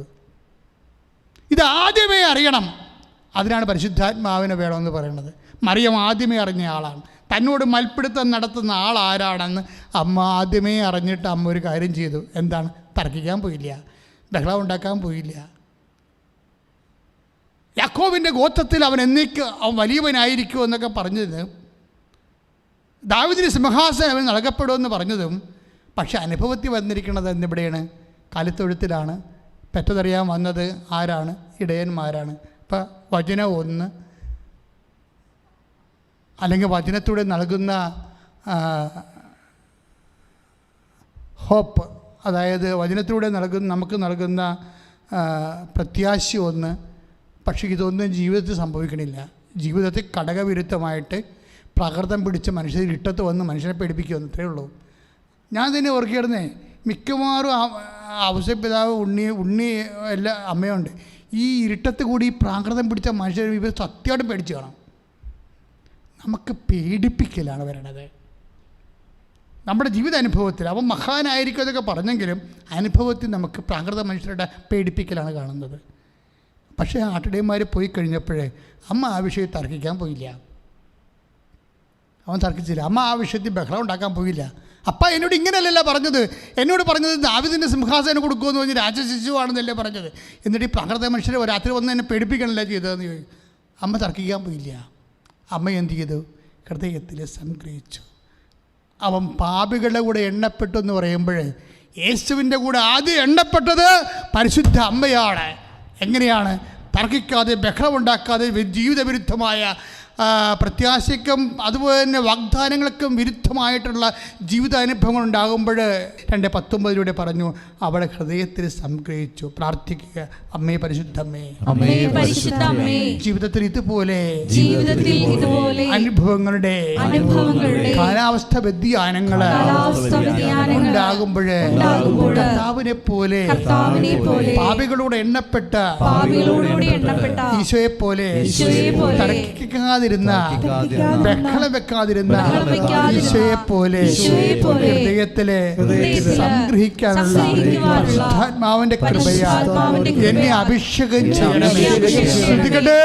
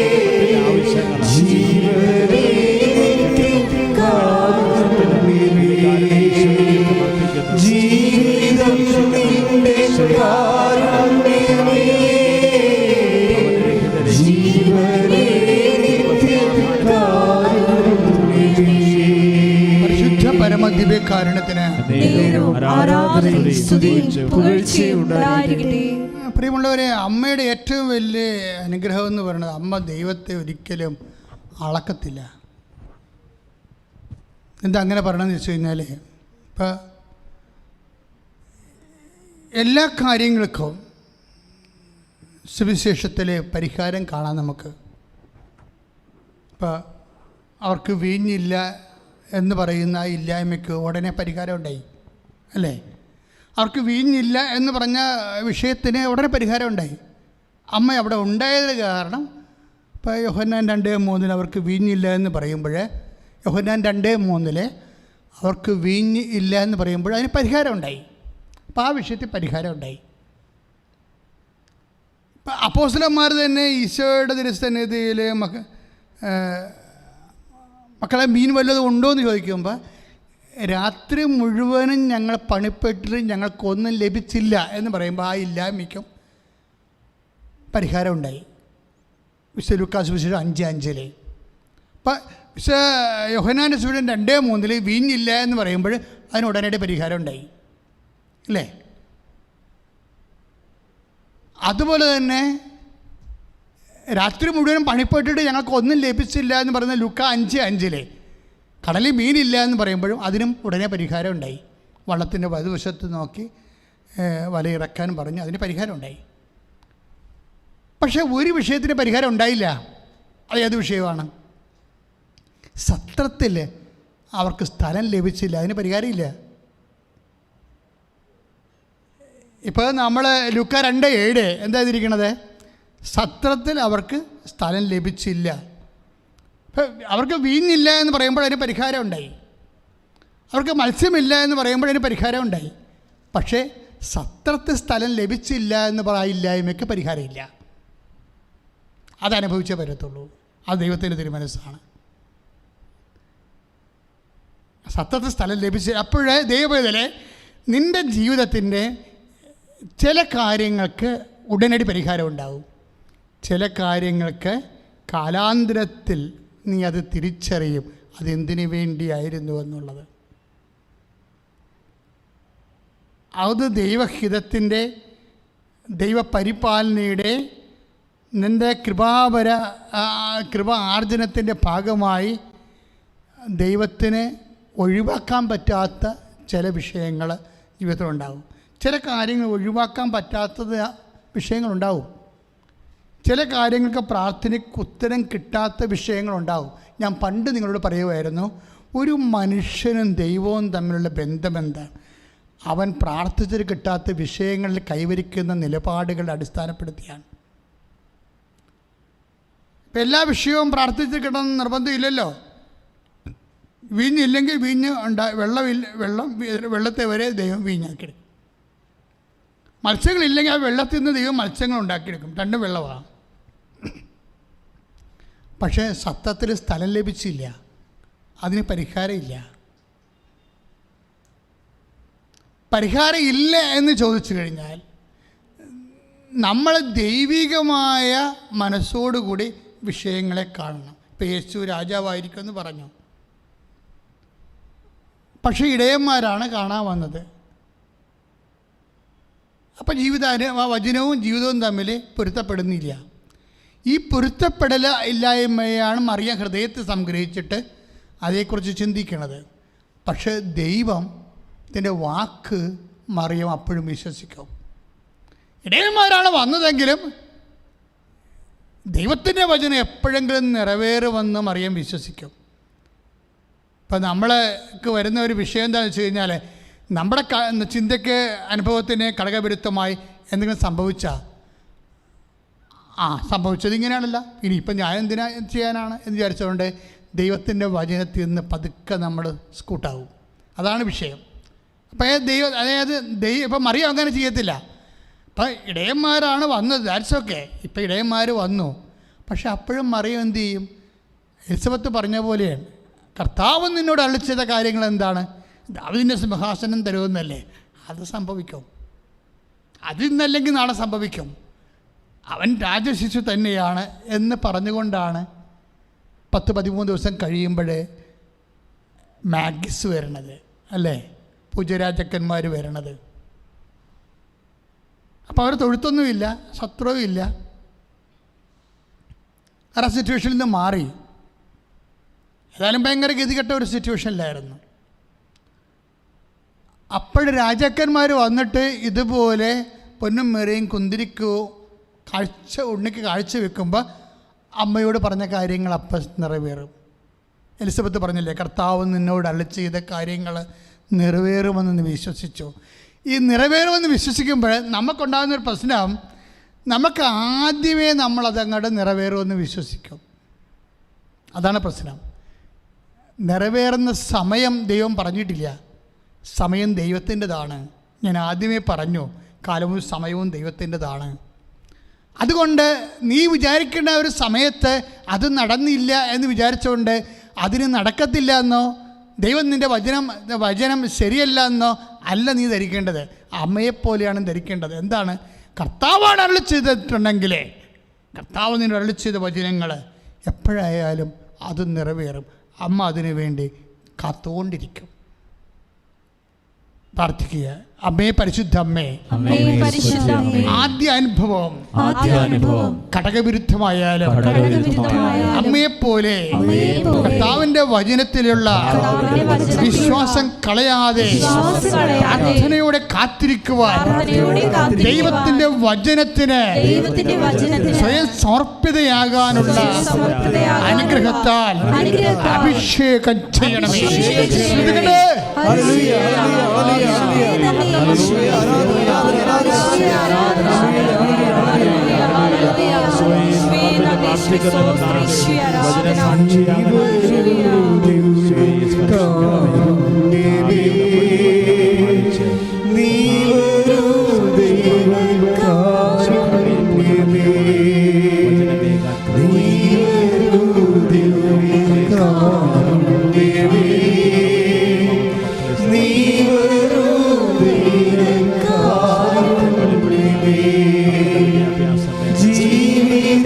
നിന്റെ കാരുണ്യമേ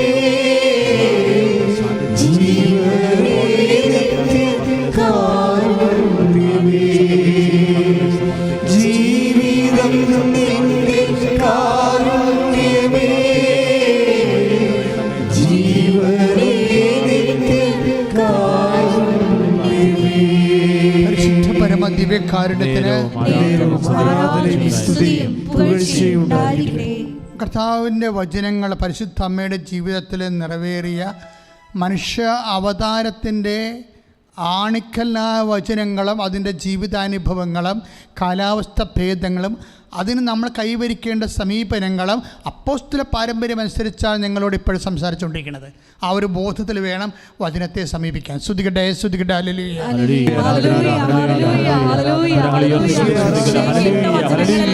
വിശ്വസിച്ച് നടപ്പിൽ വരുത്തുവാനുള്ള വലിയ അഭിഷേകം നൽകണമേ.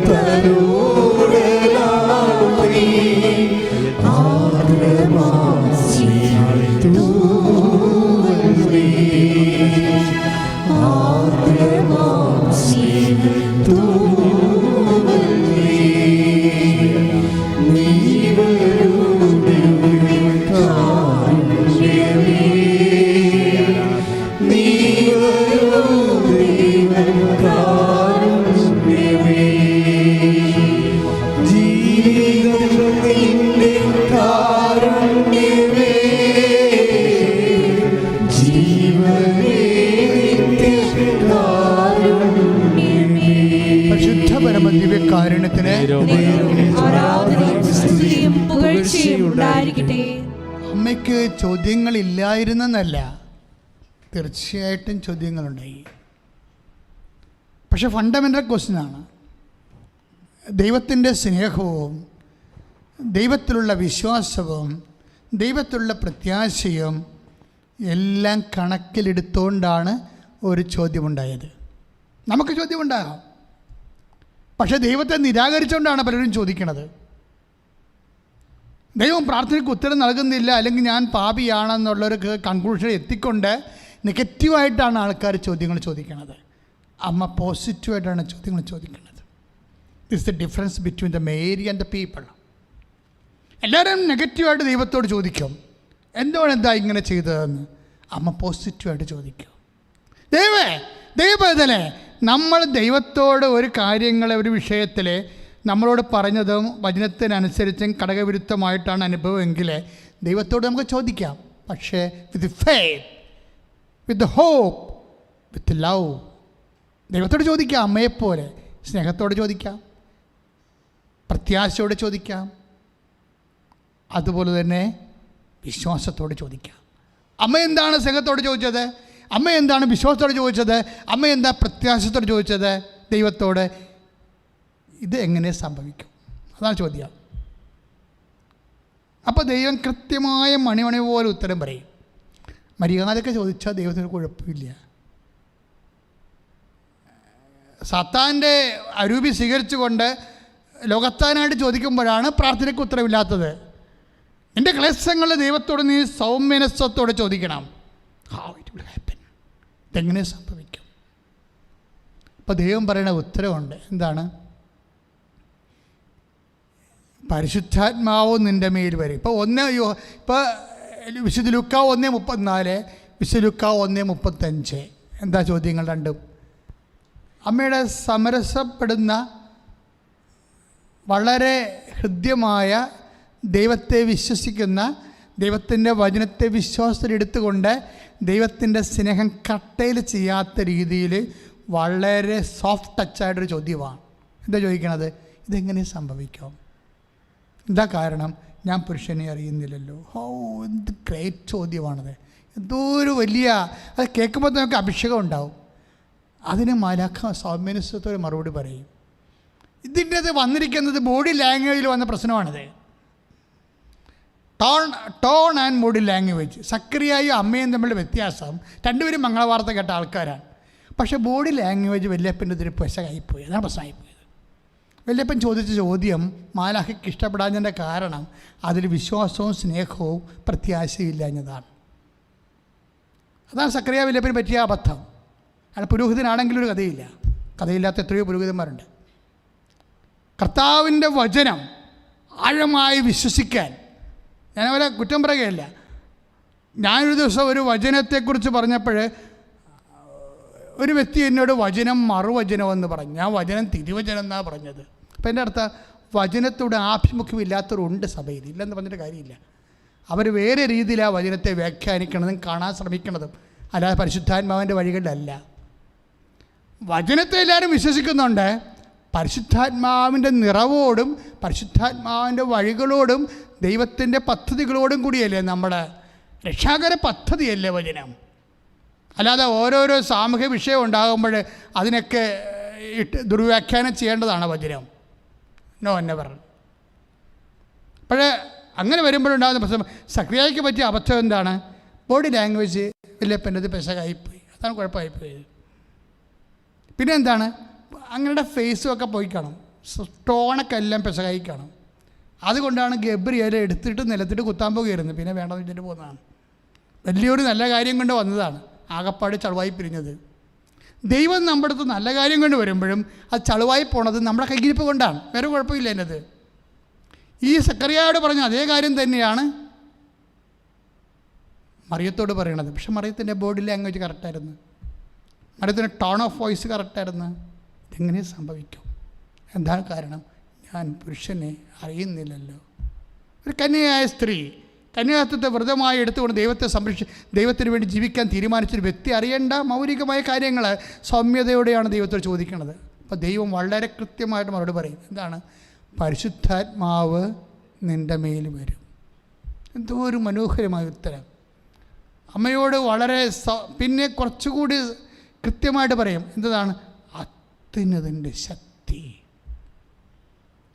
അത് ലൂക്കാ 1:35 അത്യുന്നതൻ്റെ ശക്തി എന്ന് പറയുമ്പോൾ നിങ്ങൾക്ക് ഫീൽ ചെയ്യുന്നില്ലേ? ഇത് പറയുമ്പോൾ എൻ്റെ ഹൃദയത്തിൽ, എൻ്റെ മനസ്സിൽ പരിശുദ്ധാത്മാവിൻ്റെ നിറവ് എനിക്ക് ഫീൽ ചെയ്യുന്നുണ്ട്. അത്യുന്നതൻ്റെ ശക്തി നിൻ്റെ മേൽ വരുമെന്ന് പറയുമ്പോൾ അമ്മ ആ നിമിഷം പരിശുദ്ധാത്മാവ് നിറയേ. ഒരു പക്ഷേ ബൈബിളിലെ ആദ്യ പെന്തക്കോസ്ത നടക്കുന്നത് അമ്മയുടെ ശിരസിലാണ്, മംഗളവാർത്ത സമയത്താണ്. നമ്മൾ അവിടുത്തെ മംഗളവാർത്തയിൽ നടന്ന പരിശുദ്ധാത്മാവിൻ്റെ ഇൻഡലിങ്ങിനെക്കുറിച്ച് അധികം സംസാരിക്കാതെ നമ്മൾ അപ്പോസ്തലന്മാർക്ക് നടന്ന പരിശുദ്ധാത്മാവിൻ്റെ ഇൻഡലിങ്ങിനെക്കുറിച്ചാണ് കൂടുതൽ സംസാരിക്കുന്നത്. അതിൻ്റെതായിട്ടുള്ള ചരിത്രപരമായ കാരണങ്ങളുണ്ട്, ഞാൻ അതിനെ ഒന്നും നിഷേധിക്കുന്നില്ല. പക്ഷേ ആദ്യം ഒരു വ്യക്തി പുതിയ നിയമത്തിലെ പരിശുദ്ധാത്മാവിനെ സ്വീകരിക്കുന്നത് അമ്മയാണ്. പക്ഷേ അമ്മ പരിശുദ്ധാത്മാവിനെ സ്വീകരിക്കുമ്പോഴേ അമ്മയുടെ പ്രതികരണം എന്താണെന്ന് നിങ്ങൾ ചിന്തിക്കണം. അങ്ങനെ പ്രതികരിക്കാൻ അപ്പോസ്തലന്മാർക്ക് കഴിഞ്ഞില്ല. പത്രോസ് മാത്രം വചനം പ്രഘോഷിച്ചത് നമ്മൾ മറച്ചു വെക്കുന്നില്ല. പക്ഷേ വളരെ സ്വകാര്യമായ ഒരു പ്രതികരണം അമ്മ നടത്തി. അവിടെ എന്താ അമ്മ പറഞ്ഞത്? Behold, the handmaid of the Lord, be it done to me according to thy word. പരിശുദ്ധാത്മാവെന്ന് പറയുമ്പോൾ അമ്മയുടെ മനസ്സിൽ പരിശുദ്ധാത്മാവെന്ന് നിറഞ്ഞിട്ട് അതിൻ്റെ പ്രാർത്ഥന എന്താണ് പറയണത്? ഇതാ കർത്താവിൻ്റെ ദാസി. പരിശുദ്ധാത്മാവെന്ന് പറയുമ്പോൾ ഒരു വ്യക്തി ദൈവത്തിൻ്റെ ദാസനാണ്, ദൈവത്തിൻ്റെ ദാസിയാണ്. ദൈവത്തിൻ്റെ മാത്രം ദാസനാണ്, ദാസിയാണെന്ന് പറയാത്ത വ്യക്തിക്ക് പരിശുദ്ധാത്മാവിനെ കൊണ്ട് പ്രയോജനപ്പെടത്തില്ല. പരിശുദ്ധാത്മാവ് കൊടുത്ത ജ്ഞാനപരത്തിലാണ് അമ്മ പറയണത്, behold the handmade of the Lord. തീർന്നില്ല. ഇതാ കർത്താവിൻ്റെ ദാസി എന്ന് പറയുമ്പോൾ എന്തിൻ്റെ ദാസിയാണ്? വചനത്തിൻ്റെ ദാസിയാണ്, ദൈവവചനത്തിൻ്റെ ദാസിയാണ്. എന്താണ്? അങ്ങ് പറഞ്ഞതുപോലെ എന്നിലെ നിറവേറട്ടെ. അതാണ്. അപ്പോൾ അങ്ങ് പറഞ്ഞത് എന്താണ്? വചനമല്ലേ. അമ്മയുടെ വായിൽ നിന്ന് എന്ത് വന്നാലും അത് ഉടമ്പടിയായിരിക്കും. ഇപ്പോൾ എടുത്തൊരു സാക്ഷ്യം പറഞ്ഞു, ഞാൻ ഞെട്ടിപ്പോയി. അതിങ്ങനെ പുകുരു പോലെ ഇങ്ങനെ കേട്ടോണ്ടിരിക്കുന്ന ആൾക്കാർ 5 മണിക്കൂറിനുള്ളിൽ 7000 എന്താ അവർ പറഞ്ഞത്? അവർ ഹെഡ് നേഴ്സാണ്, സീനിയർ നേഴ്സ് ഫ്ലൈറ്റിൽ വെച്ച് അവരെ പിടിച്ചു. എന്താ പിടിക്കാൻ കാരണം? അവരുടെ ബാഗിൽ വെടിയുണ്ട കണ്ടെത്തി. അയ്യോ, വെടിയുണ്ട കണ്ടെത്തിയ കൊച്ചുറാണി ചേച്ചി ഞെട്ടിപ്പോയി. അനൗൺസ്മെൻറ്റാണ് നടക്കുന്നത്. ഉടനെ റഷ് ചെയ്ത് അവിടുത്തെ ചെന്നപ്പോൾ പോലീസ് നിയമപരമായിട്ട് വിമാനത്തിൽ വെടിയുണ്ട, നിങ്ങൾ ചിന്തിച്ച് നോക്കി, നമ്മളാണെങ്കിൽ ഉരുകി ചത്തുപാടിരുന്നുണ്ട്.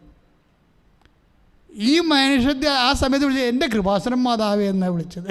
കേട്ടപ്പോൾ എനിക്ക് ഭയങ്കര ആഹ്ലാദം ഉണ്ടായി. എന്നുവെച്ചാൽ സ്വന്തം ബാഗിൽ വെടിയുണ്ട കണ്ട് വിമാനത്തിലാണ്, അല്ലാതെ ചായക്കടയിൽ ഇരിക്കുമ്പോഴല്ലേ വിമാനത്തിലൊക്കെ വെടിയുണ്ട. നിയമം എന്താണ്? അപ്പത്തിനെ അറസ്റ്റ് ചെയ്ത് അകത്താക്കുക, അതാണ് നിയമം, രാജ്യത്തിൻ്റെ നിയമം. രണ്ടാമത്തെ എന്താണ്? 14 കൊല്ലം തടവാണ്. എൻ്റെ കൃപാസനം മാതാവേ, എൻ്റെ ദൈവത്തിലെ ഇന്ന് നിങ്ങൾക്ക് വിളിക്കാനൊരു അമ്മയുണ്ട്. ഞങ്ങളിവിടെ രോഗം പിടിച്ചും കഷ്ടപ്പെട്ടും ഉപവസിച്ചും പ്രാർത്ഥിച്ചും ഇവിടുത്തെ എല്ലാ സ്റ്റാഫുകളും ഒരുപോലെ ഒത്തിരി സഹിക്കുന്നുണ്ട്. നിങ്ങൾ ഓർക്കരുത്, ഞങ്ങൾ ചിരിച്ചണിക്കണമെങ്കിലും ഞങ്ങൾ ദൈവം നൽകുന്ന സാഹചര്യങ്ങളോട് വളരെ സന്തോഷകരമായിട്ട് പ്രതികരിക്കുന്നുണ്ട്. പക്ഷേ ഇതിനെ പ്രതികരിക്കുമ്പോഴൊക്കെ ഉണ്ടാണ് എന്താണ്? ജനങ്ങൾക്ക് ആശ്രയിക്കാനൊരു നാമം. എല്ലാവരും അമ്മയെ തള്ളിപ്പറഞ്ഞൊരു കാലം ഉണ്ടായിരുന്നു ഇവിടെ. ഞാനൊക്കെ വളർന്നു വന്നൊരു കാലം, 86 മുതലുള്ള കാലങ്ങളിൽ കരിസ്മാറ്റിക് മേഖലയെപ്പോലും, ഞാൻ അവരെ കുറ്റം പറയണില്ല, കാര്യം അവരുണ്ടാക്കി വെച്ചിട്ടുള്ള ഒരു വലിയ അഭിഷേക തലം, വലിയ ഉപവീയുടെ തലം, വലിയ മാധ്യമത്തിൻ്റെ സുവിശേഷ പ്രവർത്തനം, എത്രയോ ആയിരങ്ങളും കോടികളും കർത്താവിനെ അറിഞ്ഞത് കരിസ്മാറ്റിക് പ്രസ്ഥാനം ശക്തി പ്രാപിച്ചപ്പോഴാണ്. പക്ഷേ ഇവരുടെ ആദ്യ തലമുറയിൽ അമ്മയെ നിഷേധിച്ചത് എനിക്ക് നേരിട്ടറിയാം. ഞാൻ കൂടിയുടെ പല ധ്യാനങ്ങളിലും കൊന്തയില്ലാനും മതാനുഭവി തിരികത്തിക്കാൻ പോലും സമ്മതിക്കാത്ത ധ്യാനഗുരുക്കന്മാർ ആദ്യ കാലങ്ങളുണ്ടായിരുന്നു. എത്രയോ അവസാനം 90 കഴിഞ്ഞപ്പോൾ 90, 95, 96 ആയപ്പോഴാണ് പതുക്കെ സഭ ഈ വിഷയം നിരീക്ഷിച്ചിട്ടാണ് അവസാനം അമ്മയെക്കുറിച്ചൊക്കെ ഇവർ പറയാനും ഒരു ക്ലാസ് അമ്മയ്ക്ക് വേണ്ടി കൊടുക്കാനൊക്കെ പറ്റിയത്. നിങ്ങൾ പഴയ ചരിത്രം നോക്കിയാൽ മതി. പഴയ ധ്യാനഗുരുക്കന്മാർ ധ്യാനിപ്പിച്ചുകൊണ്ടിരുന്നത് യേശു ഏകരക്ഷകൻ എന്നുള്ള രീതിയിൽ മാത്രം സംസാരിച്ചുകൊണ്ടിരിക്കുകയാണ്. അത് ശാശ്വതമായ പ്രാമാണികമായ സത്യത്തെ ശക്തമായ രീതിയിൽ പ്രഘോഷിച്ചുകൊണ്ട് തന്നെ പരിശുദ്ധ അമ്മയുടെ ഒരു സ്വർഗീയമായ ദൗത്യം സുവിശേഷത്തെ ഒളിപ്പിച്ച് ദൈവം വെച്ചിട്ടാണ് സഭയെ വളർത്തിയത്. അമ്മയുടെ 102 പ്രത്യക്ഷീകരണങ്ങൾ, ഞങ്ങളിപ്പോൾ ഡിവൈൻ ടി വിയിൽ ഗുണസ്റ്റിവി ചെയ്യുന്ന മറിയം പ്രത്യക്ഷീകരണങ്ങൾ, നന്മ നിറഞ്ഞ മറിയം, അതുപോലെയുള്ള എല്ലാ ശുശ്രൂഷകളും നമ്മൾ എടുക്കുമ്പോഴേക്കും മനസ്സിലാകുന്നത് അമ്മ സഭയുടെ കൂടെ ജീവനോടെ കൈകോർത്ത് സഞ്ചരിക്കുകയാണ്. എന്തുകൊണ്ട് അമ്മയ്ക്ക് ഇത്രയും വിലയുണ്ടായി? ഇതെങ്ങനെ സംഭവിക്കുമെന്ന് അമ്മ സൗമ്യനസത്തോടെ ദൈവത്തോട് ചോദിക്കുമ്പോൾ ദൈവം പറഞ്ഞ ഉത്തരത്തിന് അമ്മ കൊടുത്ത മറുപടിയാണ്, പരിശുദ്ധാത്മാവ് നിൻ്റെ മേൽ വരും. അത്യുന്നതൻ്റെ ശക്തി, പിന്നെ വേറെ ഒരു ശക്തിക്കും അവിടെ ഒരു പ്രാബല്യവുമില്ല. ഹെറോദസിൻ്റെ ശക്തിക്കും പ്രാബല്യമില്ല. വേറെ ഒരു ശക്തിക്കും അവിടെ പ്രാബല്യമില്ല. അതിൻ്റെ ശക്തി നിൻ്റെ മേൽ ആവശ്യിക്കും. അപ്പോൾ അമ്മ പറഞ്ഞ വാക്കെന്താണ്? അത്യുന്നതൻ്റെ ശക്തിക്ക് പരിശുദ്ധാത്മാവിന് ഞാൻ എന്നെ തന്നെ സമർപ്പിക്കുന്നു. അങ്ങ് പറഞ്ഞതുപോലെ എന്നിൽ നിറവേറട്ടെ. ദൈവത്തിൻ്റെ വചനം അതുപോലെ ജീവിതത്തിൽ നിറവേറട്ടെ എന്ന് പറയുന്നതാണ് ഉടമ്പടി. അതാണ് യോഹന്നാൻ്റെ സുവിശേഷം നമ്മൾ വായിക്കണത്. അവൻ പറഞ്ഞതുപോലെ ചെയ്യുക. എന്തില്ലായ്മ വന്നാലും, ഏത് തരത്തിലുള്ള വ്യത്യസ്തമായ പ്രതികൂല സാഹചര്യങ്ങളുണ്ടായാലും, കാലങ്ങൾ മാറി മാറി വന്നാലും, ഉടമ്പടി എന്ന് പറയുന്നത് ഒരു ജീവിതമാണ്, ഒരു സംസ്കാരമാണ്, ഒരു സ്വഭാവമാണ്. It's A commitment. Covenant is A commitment. അത് ജീവിതത്തിൻ്റെ അവസാനം വരെ മറിയത്തിൻ്റെ ഒപ്പം, വചനത്തോടൊപ്പം, മറിയത്തോടൊപ്പം. എന്തുകൊണ്ട് വി പ്രൊക്ലെയിം ദ മേരി? കാര്യം അവരാണ് പ്രകടരൂപം. വചനം സംസ്വീകരിച്ച, വചനം സ്വീകരിച്ച, പരിശുദ്ധാത്മാവിനെ ഏറ്റു ജീവിച്ച, അതിൻ്റെ പരിശുദ്ധാത്മേറ്റതിൻ്റെ നിലപാടുകൾ ജീവിതത്തിന് വ്യത്യസ്തമായ പ്രതികൂല സാഹചര്യങ്ങളെ പ്രതിഫലിപ്പിച്ചുകൊണ്ട് യേശുവിനെപ്പോലെ ശാന്തശീലയായി നിന്ന, തർക്കിക്കാതെ ബഹളം ഉണ്ടാക്കാതെ നിന്ന് ഹൃദയത്തിൽ സംഗ്രഹിച്ച ദൈവ പൈതൽ, അതിനേക്കാൾ വലിയ മാതൃകയുണ്ടോ നമുക്ക്? അതുകൊണ്ട് തന്നെ വചനം, കാര്യം എന്തുകൊണ്ടാണ്? യേശു പൂർണ്ണമായി ദൈവമാണ്, അമ്മ പൂർണ്ണമായ മനുഷ്യനാണ്. അതുകൊണ്ട് സ്വാഭാവികമായി നമുക്ക് എത്രയും പെട്ടെന്ന് നമുക്ക് എഴുതി യേശുവിനെ ദൈവമല്ലേ എന്ന് പറഞ്ഞുകൊണ്ട് വേണമെങ്കിൽ ചില ബുദ്ധിക്കിങ്കരന്മാർക്ക് എഴുതി തള്ളാം. ദൈവത്തിലൊക്കെ നടക്കും, നമ്മൾ മനുഷ്യരല്ലേ. പക്ഷേ അമ്മ ദൈവമല്ല, കംപ്ലീറ്റ് ഹ്യൂമനാണ്. പക്ഷേ പരിശുദ്ധാത്മാവ് നിറഞ്ഞാണ് അവർ ദൈവമാതാവായി മാറിയത്, തേകത്തോക്കസായി മാറിയത്. അതിന് അനാദി കാലം മുതലേ ദൈവം എടുത്ത തീരുമാനമുണ്ട്. അമലോത്ഭവം എന്ന അമ്മയുടെ ജന്മം ഉൾപ്പെടെയുള്ള ദൈവമാതൃത്വത്തിലേക്ക് അവളെ വിളിച്ച മനുഷ്യരക്ഷയുടെ ദൈവിക തീരുമാനമുണ്ട്. പക്ഷേ അതെന്ത് തീരുമാനമായാലും ആ തീരുമാനങ്ങളോടെല്ലാം ഇതാ കർത്താവിൻ്റെ ദാസി എന്ന് പറയാൻ, അത് കൃപയാണ് സഹോദരങ്ങളെ. കഴിഞ്ഞ ദിവസങ്ങളൊരു സംഭവം ഉണ്ടായി. ഞാൻ ആ ഒരു സംഭവത്തെ അനുസ്മരിച്ചുകൊണ്ട് ശുശ്രൂഷ രോഗശാന്തി പ്രാർത്ഥനയിലേക്ക് പ്രവേശിക്കാൻ ആഗ്രഹിക്കുകയും എനിക്ക് ഭയങ്കര എന്നെ വല്ലാതെ വിഷമിപ്പിച്ച സംഭവം. അപ്പോൾ ഞാൻ അടുത്താടെ നിൽക്കുകയും ഒരമ്മച്ചി വന്നു. ഞാൻ എവിടെ നിന്നാണ് വന്നതെന്ന് പറയണില്ല, അവിടെ ബന്ധുക്കളൊക്കെ അത് കേൾക്കുന്ന കാരണമാണ് പറയാത്തത്. അവിടെ ഭർത്താവിൻ്റെ മരണം ഒരു ദാരുണമായ മരണമാണ്. എന്താ മരണം വെച്ചാൽ അവർക്ക് ഭർത്താവിനെ അസുഖമായിട്ട് ആശുപത്രി കൊണ്ടുപോയി. കൊറോണയാണെന്നും പറഞ്ഞ് ഈ മനുഷ്യനെ അന്നത്തെ രീതിയിലുള്ള ക്വാറൻറ്റൈനിലേക്ക് മാറ്റി. ഇന്ന് ക്വാറൻറ്റൈനൊക്കെ ആൾക്കാർ വീട്ടിലാണ് എടുക്കുന്നത്. പക്ഷെ അന്നത്തെ ക്വാറൻറ്റൈൻ എന്ന് വെച്ച് കഴിഞ്ഞാൽ വീട്ടിൽ നിന്നും കൊണ്ടുപോയി, വീട്ടുകാർക്കും വേണ്ടാത്തൊരു കാലം ഉണ്ടായിരുന്നു.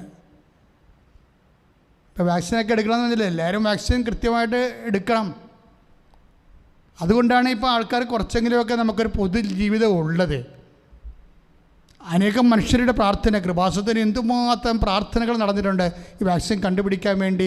ലോകത്ത് ആരെങ്കിലും ദൈവം പ്രത്യേകമായി അഭിഷേകം ചെയ്യണമേ എന്ന്. കാര്യം പെട്ടെന്ന് വേണമല്ലോ, എമർജൻസി ആയിട്ട് വേണ്ട കാര്യമല്ലേ.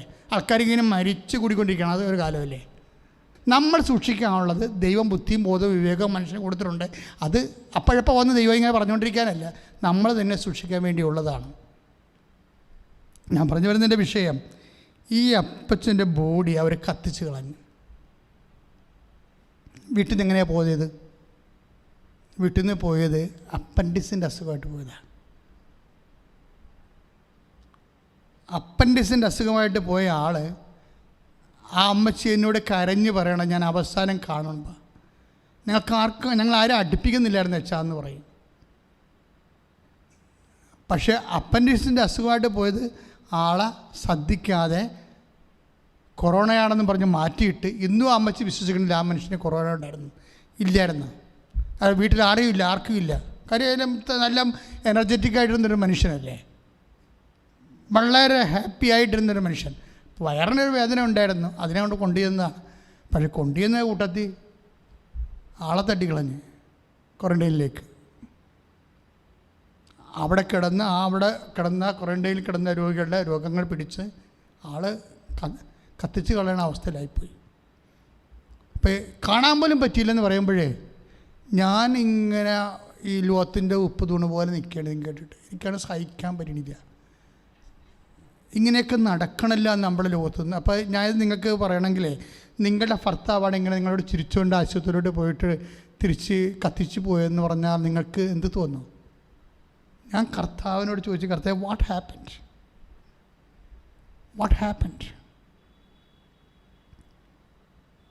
അമ്മ ഇതെങ്ങനെ സംഭവിക്കുമെന്നാണ് അമ്മ ചോദിച്ചത്. ഞാൻ ചോദിച്ചത് എങ്ങനെ സംഭവിച്ചോ എന്നാണ് ചോദിച്ചത്.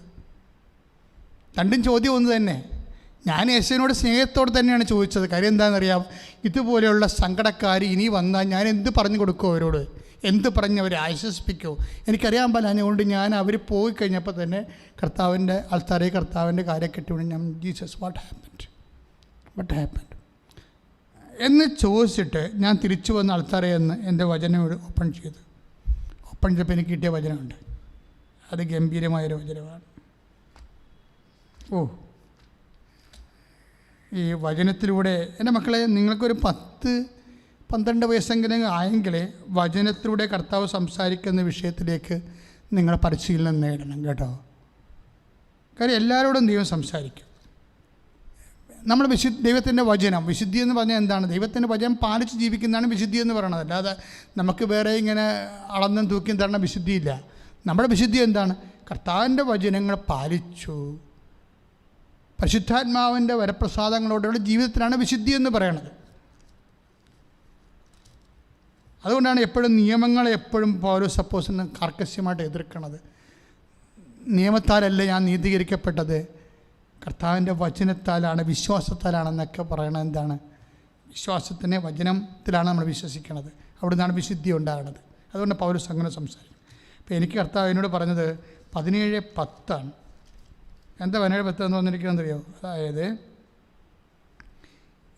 ഇതുപോലെ തന്നെ നിങ്ങളും കൽപ്പിക്കപ്പെട്ടെല്ലാം ചെയ്തതിന് ശേഷം ഞങ്ങൾ പ്രയോജനമില്ലാത്ത ദാസന്മാരാണ്, കടമ നിർവഹിക്കുക മാത്രമേ ചെയ്തിട്ടുള്ളൂ എന്ന് പറയൂ. ഇത് വായിച്ചപ്പോൾ നിങ്ങൾക്ക് മനസ്സിലായി കാണത്തില്ല, പക്ഷേ എനിക്ക് പെട്ടെന്ന് മനസ്സിലായി. എന്താ കാര്യം? അതിൻ്റെ മുമ്പിലുള്ള കാര്യം പോവാണ്. ഇവർ കർത്താവ് എന്താ പറയണത്? Final end of the part 14 final chapter എങ്ങനെയാണ് അല്ലെങ്കിൽ എങ്ങനെയല്ല എന്നുള്ളത് ദൈവത്തിൻ്റെ തിരുസന്നിധിയിൽ വലിയ വിഷയമല്ല. ദൈവത്തിൻ്റെ വിഷയം എന്താണ്?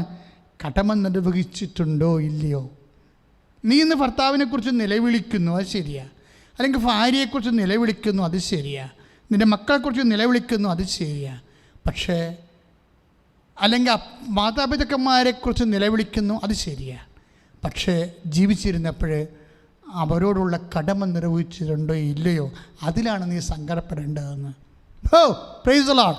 എന്താ അതായത് എനിക്ക് ഹിറ്റായത് എന്നുവെച്ചാൽ കർത്താവ് എന്നോടത് സംസാരിച്ചപ്പോഴേ, അതായത് അതെല്ലാവർക്കും വേണ്ടിയുള്ളൊരു വചനമാണ്. അതായത് whatever happen to us in the last doesn't make anything. മറിച്ച് അവർ ജീവനോടെ ഇരുന്ന കാലത്ത് അവരോടുള്ള നമ്മുടെ കടമ നിർവഹിച്ചിട്ടുണ്ടോ ഇല്ലയോ. എന്താണ്? ഹെവി ടാസ്ക്കാണ്. ഉഴാനും ആട് മേയ്ക്കാനും പോയിട്ട് വരുന്ന ദാസൻ. ഞാൻ എന്താ ഈ ദാസി എന്നൊക്കെ പറയാൻ കാര്യം, അമ്മ അങ്ങനെയായിരുന്നു. അതുകൊണ്ട് അമ്മയ്ക്ക് കംപ്ലൈൻ്റ് ഇല്ലായിരുന്നത്. അമ്മ തർക്കിക്കാഞ്ഞ കാര്യം അതായിരുന്നു. ഈശോയും തർക്കിക്കാഞ്ഞ കാര്യം, ബേസിക്കായിട്ട് രണ്ടുപേരും സെർവൻ്റ് ഓഫ് ഗോഡാണ്. ഈശോയും സെർവൻ്റായിരുന്നു, ദാസനായിരുന്നു. അമ്മയും ദാസിയായിരുന്നു. അതിന് ബേസിക്കായിട്ട് ഇവർ രണ്ടുപേരും ദാസനായിരുന്നു. എന്തിന് ദാസൻ? ദൈവത്തിൻ്റെ വചനങ്ങളോട്. ദൈവത്തിൻ്റെ വചനങ്ങൾ എന്താണ് നിന്നോട് പറഞ്ഞത്? നിൻ്റെ ഭർത്താവിനുള്ള കടമ എന്താണ്? ഭാര്യയുള്ള കടമ എന്താണ്? മക്കൾക്ക് മാതാപിതാക്കളുടെ കടമ എന്താണ് എന്ന് വചനം എന്ത് പറഞ്ഞു? അതനുസരിച്ചാണ് നീ ദാസിയാകുന്നതെങ്കിലേ അവർക്കാണ് പരിശുദ്ധാത്മാവിനെ ലഭിക്കണത്. അപ്പോൾ പരിശുദ്ധാത്മാവ് ലഭിക്കാൻ നമ്മൾ പല തരത്തിലുള്ള അഭിഷേക ധ്യാനം, പലതരത്തിലുള്ള അഭിഷേക ധ്യാനങ്ങളുണ്ട്. പക്ഷേ ബേസിക്കായിട്ട് പരിശുദ്ധാത്മാവിനെ ലഭിച്ചത് ആർക്കാണ്? അമ്മയ്ക്കാണ്. അമ്മയ്ക്ക് എപ്പോഴാണ് പരിശുദ്ധാത്മാവ് ലഭിച്ചത്? Behold handmade of the Lord. അങ്ങ് പറഞ്ഞതുപോലെ, അങ്ങയുടെ വചനം പോലെ എന്നെക്കുറിച്ചുള്ള ദൈവത്തിൻ്റെ വചനം എന്നിൽ നിറവേറട്ടെ എന്ന് ജീവിതം കൊണ്ട് നമ്മൾ സാക്ഷ്യം വഹിക്കുമ്പോൾ you will receive holy spirit. നമ്മൾ ആത്മാവിനെ നേടുന്നു. ആത്മാവിനെ നേടാനുള്ള എളുപ്പ വഴിയും അമ്മ തന്നെയാണ്. And Mary is a short heart for the anointment holy spirit. അമ്മ ഒരു കുറുക്ക് വഴിയാണ് ആത്മാവിനെ അഭിഷേകം സ്വീകരിക്കാൻ. എങ്ങനെയാണ്? എൻ്റെ വചനം കേട്ടിട്ട് എൻ്റെ ഭർത്താവിൻ്റെ അതിദാരുണമായ മരണത്തെക്കുറിച്ച് പോലും ദൈവം പറഞ്ഞത് എന്താണ്? എങ്ങനെ സംഭവിക്കാം മനുഷ്യൻ ഈ ഭൂമിയിൽ ഏത് രീതിയിലും അവസാനം, ഈശോയുടെ അവസാനം എന്താണെന്ന് നമുക്കറിയാമല്ലോ. അപ്പം അതൊന്നും അല്ല വിഷയം. അതിനേക്കാൾ വലിയ വിഷയമാണ് ജീവിച്ചിരിക്കുമ്പോൾ ദൈവത്തിൻ്റെ വചനം നീ പാലിച്ചോ ഇല്ലയോ. Behold the handmaid of the Lord, be to done to me according to thy word. നിൻ്റെ വചനം പോലെയാണോ ഞാൻ ജീവിച്ചെങ്കിൽ നിനക്ക് പരിശുദ്ധാത്മാവ് നിൻ്റെ മേൽ വരും. അത്യുന്നതൻ്റെ ശക്തി നിന്നെ പ്രവർത്തിക്കും. അത്യുന്നതൻ്റെ ശക്തി പ്രവർത്തിച്ച വ്യക്തികളെ എൻ്റെ നിർമ്മലൻ അഴിഞ്ഞു പോകാൻ അനുവദിക്കില്ലെന്ന് നമ്മൾ വായിച്ചില്ലേ ഐശയ്യായുടെ വചനങ്ങളിൽ? 53:12 നമ്മൾ വായിച്ചില്ലേ? എൻ്റെ നിർമ്മലൻ അഴിഞ്ഞു പോകാൻ അനുവദിക്കത്തില്ല. സങ്കീർത്തനങ്ങളിലുണ്ട് ആ രീതിയിൽ. എന്ന് വെച്ച് കഴിഞ്ഞാൽ നിത്യതയാണ് പരിശുദ്ധാത്മാവിൻ്റെ ഏറ്റവും വലിയ the fruit of the Holy Spirit is ultimately the heaven. പരിശുദ്ധാത്മാവിൻ്റെ ഫലം എന്ന് പറയുമ്പോഴേ നമ്മൾ സ്നേഹക്ഷമ ദയ നന്മ വിശ്വസ്ത ആനന്ദം എന്ന് പറഞ്ഞാൽ ഈ ആനന്ദം എന്ന് പറഞ്ഞാൽ എന്താണെന്ന് അറിയാവോ? നിത്യാനന്ദമാണ്. ആനന്ദം എന്ന് പറഞ്ഞാൽ എന്താണ്? സന്തോഷം എന്ന് പറഞ്ഞാൽ അടിച്ചുപൊളിയാണ്. ക്രിസ്മസിന് കുറേ ആൾക്കാരെ അടിച്ചു പൊളിച്ചില്ലേ? അതാണ്. അത് പെട്ടെന്ന് കെട്ടുപോവുകയും ചെയ്യും. ആനന്ദം എന്ന് പറഞ്ഞാൽ എന്താ? അവൻ ആത്മാവിൽ ആനന്ദിച്ചു. ആത്മാവിനോട് ബന്ധപ്പെട്ട കാര്യമാണ്. അത് പരിശുദ്ധാത്മാവിൻ്റെ ഫലമാണ്. അത് നിത്യ വരെ നമ്മൾ എത്തിക്കുന്ന നിത്യതയുടെ അച്ചാരം മാത്രമല്ല, അതിൻ്റെ ഓഹരിയാണ്. നിത്യതയുടെ ഓഹരിയാണ് പരിശുദ്ധാത്മാവ്. അതിനെ നിലനിർത്താനും വളർത്താനുമുള്ള നിലപാടെന്ന് പറയുന്നത് ദൈവത്തിൻ്റെ വചനത്തിന് അമ്മയെപ്പോലെ ദാസ്യത്വത്തിനായി സമർപ്പിക്കുകയും ജീവിതത്തിൽ കടമ ദൈവത്തിൻ്റെ അനുസ്മരിച്ചു കൊണ്ടുള്ള കടമ സഹജീവികളോട് നിറവേറ്റുകയും ചെയ്യുമ്പോഴാണ് പരിശുദ്ധാത്മാവിൽ നമ്മൾ പൂർണ്ണമായും നിറയണത്. ശ്രുതികടെ ശ്രുതികടെ ഹല്ലേലൂയ. ഹല്ലേലൂയ ഹല്ലേലൂയ ഹല്ലേലൂയ മഹത്വം മഹത്വം ആരാധന ആരാധന ഹല്ലേലൂയ ഹല്ലേലൂയ ഹല്ലേലൂയ യേശുവേ ആരാധന ഹല്ലേലൂയ ഹല്ലേലൂയ ഹല്ലേലൂയ ഹല്ലേലൂയ മഹത്വം പോലെ പിതാവിന്റെ ദാസ്യം പറയുവാൻ കർത്താവിന്റെ വചനത്തിന് കീഴ്പ്പെടുവാൻ പരിശുദ്ധാത്മാവിനെ നേടുവാൻ ഞങ്ങളെ തന്നെ ദൈവത്തിന് സമർപ്പിച്ച് ദൈവത്തെ മനസ്സിലാക്കി ശിരസ് നമിക്കുവാനുള്ള കൃപയുണ്ടാകണം. യേശുവേ ആരാധന സദയം തൊടേണേ സുഖമായി എന്റെ ഉള്ളം ചേർന്ന് പാടാം. അരികിൽ വരേണേ സദയം തൊടേണേ സുഖമായി എന്റെ ഉള്ളം. പരിശുദ്ധ പരമദിവ്യകാരുണ്യത്തിന് നേരവും ആരാധനയും സ്തുതിയും പുകഴ്ചയും ഉണ്ടായിരിക്കട്ടെ. പ്രിയമുള്ളവരെ, രോഗസൗഖ്യ പ്രാർത്ഥനയുടെ സമയമാണ്. കഴിഞ്ഞ ദിവസങ്ങളിലൊരു സാക്ഷിയുടെ ഒരധ്യായം പറഞ്ഞത്, അദ്ദേഹം ഇപ്പോഴ് നടുവേദനയായിട്ട് വർഷങ്ങളോളം കിടപ്പിലായിരുന്നു. ജോലി ചെയ്യാൻ പറ്റാത്തൊരു മനുഷ്യൻ ഇപ്പോഴ് 25 മീറ്റർ നീളവും വീതിയുമുള്ള നല്ല ആഴമുള്ള ഒരു വലിയ കുളം ഒറ്റക്ക് ഇടുക്കിയിൽ കുഴിച്ചെന്നാണ് പറഞ്ഞത്. എന്താ അദ്ദേഹത്തിന് സംഭവിച്ചത്? നടുവെട്ടി കിടന്ന മനുഷ്യൻ, നടുവിൻ്റെ ദ്രവിച്ച മനുഷ്യനെ ആരാധനയുടെ സമയത്ത് കർത്താവ് സ്പർശിച്ചു. അത് ഞാൻ അൾത്താറയിൽ ആ സമയത്ത് ഈശോ വെളിപ്പെടുത്തിയത് പറഞ്ഞു. അങ്ങനെയാണ് ആ സെക്കൻഡിന് കറണ്ട് അടിക്കണ പോലെ കർത്താവ് അയാളെ തൊട്ടു. അദ്ദേഹത്തിൻ്റെ സാക്ഷ്യം നിങ്ങൾ കണ്ടതാണ്. കൃപാസനത്തിലെ ഇപ്പോഴത്തെ സാക്ഷ്യങ്ങളൊക്കെ എല്ലാം നമുക്ക് ഈ കാലത്ത് ദൈവം നൽകിയ ഒരു വരദാനം പോലെയാണ്. നമുക്ക് പ്രതീക്ഷിക്കാനും പ്രത്യാശിക്കാനും ജീവിക്കാനും ഒത്തിരി സാധ്യതകൾ നൽകിക്കൊണ്ടാണ് ഉടമ്പടി ഓരോ ദിവസവും പുരോഗമിക്കുന്നത്. പക്ഷേ കുറച്ച് കഴിയുമ്പോൾ ഗവൺമെൻറ് ലോ കർശനമായിട്ട് നിങ്ങളിടക്ക് ഞങ്ങളുടെ അറിയിപ്പുകൾ നോക്കണം. കാര്യം ഒമിക്രോൺ ശക്തി പ്രാപിച്ച് ഗവൺമെൻറ് പ്രതിരോധത്തിലാകുകയാണെങ്കിൽ തീർച്ചയായിട്ടും സർക്കാരിനേക്കാൾ കർക്കശമായിട്ടായിരിക്കും നമ്മളിവിടെ ആൾക്കാരെ പ്രവേശിപ്പിക്കുന്നതും അതുപോലെ തന്നെ കൗൺസിലിങ്ങും അതുപോലെ തന്നെ. പക്ഷേ നിങ്ങൾക്ക് അറിയാം, കൃപാസനം എന്ന് പറയുന്നത് ഒരു അത്തറ ഒതുങ്ങുന്ന ശക്തിയല്ല. ഈ അത്താറയിലെ ശക്തിയാണ് കോണ്ടിനെൻ്റുകളിലേക്കും ഭൂഖണ്ഡങ്ങളിലേക്കും പോയിട്ട് വിദൂര സംവേദന സൗഖ്യം നൽകുന്നത്. അപ്പോൾ അതുകൊണ്ട് തന്നെ നിങ്ങൾ വിഷമം അനുഭവിക്കുന്ന സമയത്ത് ആരാധന പങ്കെടുത്തിരിക്കണം. ആരാധന അങ്ങ് കൂടണം. കൂടിയിട്ട് ഷെയർ ചെയ്യണം. ശരിക്കും ആൾക്കാർക്ക് സന്തോഷത്തോടെ ഷെയർ ചെയ്യണം. സക്രിയായും അമ്മയും തമ്മിലുള്ള വ്യത്യാസം എന്താണ്? കാരണം സൗമ്യത, സ്നേഹത്തോടെ, വിശ്വാസത്തോടെയാണ് അമ്മ പറയണത്. പക്ഷെ സക്കറിയ അങ്ങനെയല്ല, പൗരോഹിത്യ ഗർവോട് കൂടിയ പറയുക. കുറച്ച് റീസണും ബുദ്ധിയും ഒക്കെ കയറിപ്പോയി സക്കറിയയ്ക്ക്. പക്ഷെ മാലാഖ കുറച്ച് ചുട്ട മറുപടി കൊടുത്തു. എന്താ പറഞ്ഞത്? ആ പുരോഹിതൻ അൾത്താര എന്നിട്ട് പോലെ ആൾക്ക് അറിയാൻ പോലെ ഇവിടെ നിൽക്കണമെന്ന്. പക്ഷെ മാലാഖ പറഞ്ഞു, ഞാൻ ദൈവദരിസ്ഥാനത്തിലെ ഗബ്രിയേലാണെന്ന്. വ്യത്യാസം, ഈ വ്യത്യാസം ലോകത്തിൻ്റെ അവസാനം വരെ തുടരും. ദൈവവചനത്തോട് അഡിഹറൻസ്, ദാസിയെപ്പോലെ ദാസനെപ്പോലെ അഡിഹറൻസ് ചെയ്യാൻ ആരെങ്കിലും ഉണ്ടെങ്കിൽ അമ്മയാണ് അവർക്ക് ആവേശം. നമ്മുടെ ആധ്യാത്മികതയിലെ ആവേശം അമ്മയാണ്. ഈശോയെ അനുഗമിച്ച ആദ്യത്തെ ആൾ, ഈശോയെ നൽകിയ ആൾ, ഈശോയെ ലോകത്തിന് കൊടുത്തയാൾ, അതാണ് ഉടമ്പടി. അതുകൊണ്ട് ഉടമ്പടിയെ നിങ്ങൾ മുറുകെ പിടിച്ചുകൊണ്ട് പ്രാർത്ഥിച്ച് മുന്നോട്ട് കയറുക. ഇപ്പോഴച്ഛൻ പ്രാർത്ഥിക്കാൻ പോവുകയാണ്, ലോകാന്തരങ്ങളിലുള്ള എല്ലാവർക്കും വേണ്ടി പ്രാർത്ഥിക്കാൻ പോവുകയാണ്. എന്നെ ഒരു ആളായിട്ട് പോലും നിങ്ങൾ കരുതേണ്ട കാര്യമില്ല. കർത്താവിന് വേണ്ടി ഒരു നാക്ക് ഉപയോഗിക്കണം, അത്രയേ ഉള്ളൂ. അല്ല, അച്ഛൻ പ്രാർത്ഥിച്ചു, എനിക്ക് സൗഖ്യം കിട്ടി, ഞാൻ അങ്ങനെ ഒന്നും സാക്ഷ്യം പറയേണ്ട പോലും കാര്യമില്ല. കാര്യം എന്താണ്? പ്രവർത്തിക്കുന്നതെല്ലാം പരിശുദ്ധാത്മാവ് അമ്മയുടെ മധ്യസ്ഥമാണ്. അമ്മയുടെ മധ്യസ്ഥത്തിൽ ഈശോയാണ് പ്രവർത്തിക്കുന്നത്. അപ്പം അതുകൊണ്ട് തന്നെ നിങ്ങൾ നെഞ്ചിൽ കൈവെക്കുക. ശ്വാസകോശ രോഗികൾ ശ്വാസകോശത്ത് കൈവെക്കുക, ഉദര രോഗികൾ ഉദരത്തിൽ കൈവെക്കുക, നടുവേദനയുള്ളവരും കിഡ്നി വേദനയുള്ളവരും പുറകിൽ കൈവെക്കുക. ഇതൊക്കെ ഇങ്ങനെ കൈവെക്കുക എന്ന് പറയുന്നത് എന്നോട് അമ്മ പറഞ്ഞു തന്നതാണ്. എബ്രാഹത്തിനൊക്കെ വെച്ചപ്പോൾ എബ്രാഹാം ഭൃത്യനെ കൊണ്ട് കൈവെപ്പിച്ചിട്ടാണ്. അത് ഉടമ്പടിയുടെ തന്നെ വേറൊരു അനുഷ്ഠാന രൂപമാണ് കയ്യൊപ്പ് പ്രാർത്ഥന. അത് തലയിൽ മാത്രമല്ല, ശരീരത്തിൻ്റെ ഏത് വശങ്ങളിലും നിങ്ങൾ വിഷമം അനുഭവിക്കുന്ന മേഖലയിലെല്ലാം നിങ്ങൾക്ക് കൈവെക്കാം. അത് എന്ത് മേഖലയായാലും, പാസ്പോർട്ടായാലും വിസ ആയാലും കൃപാസനം അറിയാമല്ലോ, എല്ലാം ദൈവത്തിന് സമർപ്പിച്ചാണ് തരുന്നത്. എല്ലാം വെഞ്ചരിക്കും.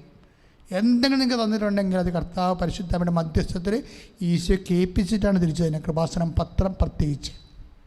അപ്പം അതുകൊണ്ട് എൻ്റെ സഹോദരങ്ങൾ വളരെ കൃത്യമായ രീതിയിൽ പ്രാർത്ഥിച്ച് നിങ്ങളുടെ ശാരീരിക മേഖലകളെല്ലാം, വേദനിക്കുന്ന സ്ഥലങ്ങളെല്ലാം ഇപ്പോൾ കൈവെക്കുക. പരിശുദ്ധമ്മ നമുക്ക് വേണ്ടി ജീവനോടെ ജ്വലിച്ചു എന്നുകൊണ്ട് ഇപ്പോൾ മധ്യസ്ഥം വഹിക്കുക. ഈശോ കതിരവനെ പോലെ 10,000 കതിര് ചിന്തി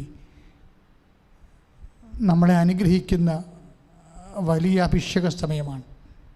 കർത്താവേ, നിൻ്റെ നാമത്തിൽ ഞാൻ മോശയെപ്പോലെ കൈ ഉയർത്തുന്നു.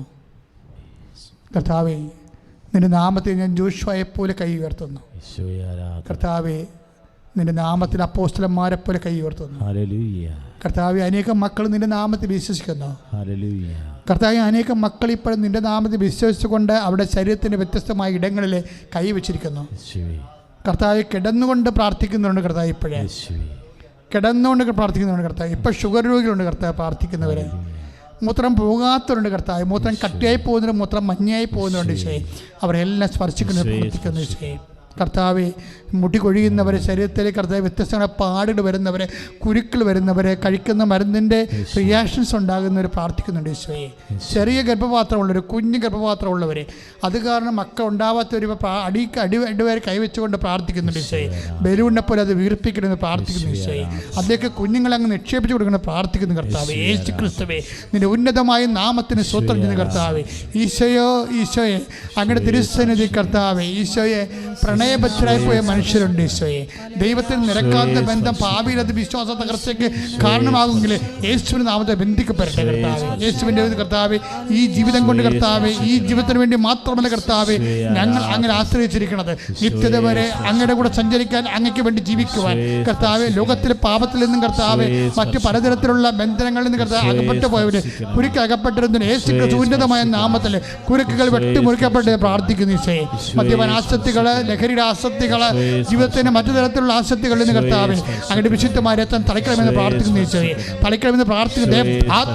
തുറക്കപ്പെട്ടിട്ട് പറഞ്ഞ കർത്താവെ, ചെവി തുറന്ന പോലെ കർത്താവ് ശരീരത്തിൻ്റെ ഓരോ കുരുക്കുകൾ, കെട്ടുകൾ, യേശുക്രിസ്തു ഉന്നതമായ എത്ര മാരക രോഗങ്ങൾ, തീരാവ്യാധികൾ, ക്യാൻസർ രോഗങ്ങൾ, കർത്താവ് ഇന്ന് ക്യാൻസർ 4ാം സ്റ്റേജ് കർത്താവെ, യേശുക്രിസ്തുവിൻ്റെ ഉന്നതമായ നാമത്തെ പ്രാർത്ഥിച്ചപ്പോൾ സൗഖ്യപ്പെട്ട കർത്താവെ, അവർ വിശ്വാസം സ്വീകരിച്ചത് കർത്താവെ ഞങ്ങൾ സാക്ഷ്യമെന്ന് കേട്ടു. കർത്താവെ, അതുപോലെ അനേകം മക്കൾ കർത്താവ് തീ പാർന്ന പോലെ യേശുക്രിസ്തുവിൻ്റെ വിശുദ്ധ രക്തം കർത്താവെ അവരിലേക്ക് തളിക്കപ്പെടാൻ പ്രാർത്ഥിക്കുന്നു. യേശുവിൻ്റെ അഗ്നി കർത്താവെ, പരിശുദ്ധാത്മാവിൻ്റെ അഗ്നി കർത്താവെ മക്കളിലേക്ക് കർത്താവെ അഭിഷേകം പ്രാർത്ഥിക്കുന്നു. അസ്ഥികളിൽ ഉണ്ടാകുന്ന രോഗങ്ങൾ, പേശികളുണ്ടാകുന്ന രോഗങ്ങൾ, കർത്താവ് പേശികളുണ്ടാകുന്ന രോഗങ്ങൾ, കർത്താവ് കോവിഡ് ബാധിച്ച് കിടക്കുന്നവരെ, ഒമിക്രോൺ ബാധിച്ച് കിടക്കുന്നവരെ, കർത്താവ് വ്യത്യസ്തമായ രോഗങ്ങൾ കർത്താവെ, ശാരീരിക പീഡ അനുഭവിക്കുന്നവരെ, ക്യാൻസർ രോഗികൾ, പ്രഷർ രോഗികൾ, ഷുഗർ രോഗികൾ, വിട്ടുമാറാ തലവേദന ഉള്ളവരെ, തൊണ്ടയിൽ വേദന ഉള്ളവരെ, തൊണ്ടയ്ക്ക് അസുഖമുള്ളവരെ കർത്താവെ, കർത്താവ് ശരീരത്തിൻ്റെ ഓരോ വിഷയങ്ങളിൽ കർത്താവെ വേദനപ്പെടുന്ന, ജോലിക്ക് പോകാൻ പറ്റാത്തവരെ, ജോലി ചെയ്യാൻ പറ്റാത്തവരെ, യേശുക്രിസ്തുവിൻ്റെതായ നാമത്തിൽ സഭയുടെ അധികാരത്തിൽ കുരിശിൻ്റെ അടയാള ദൈവശക്തിയാൽ അവരുടെ വിഷമതകൾ യേശു നാമത്തിൽ മാറിപ്പോയിട്ട് പ്രാർത്ഥിക്കുന്നു. ശ്രുതികടേ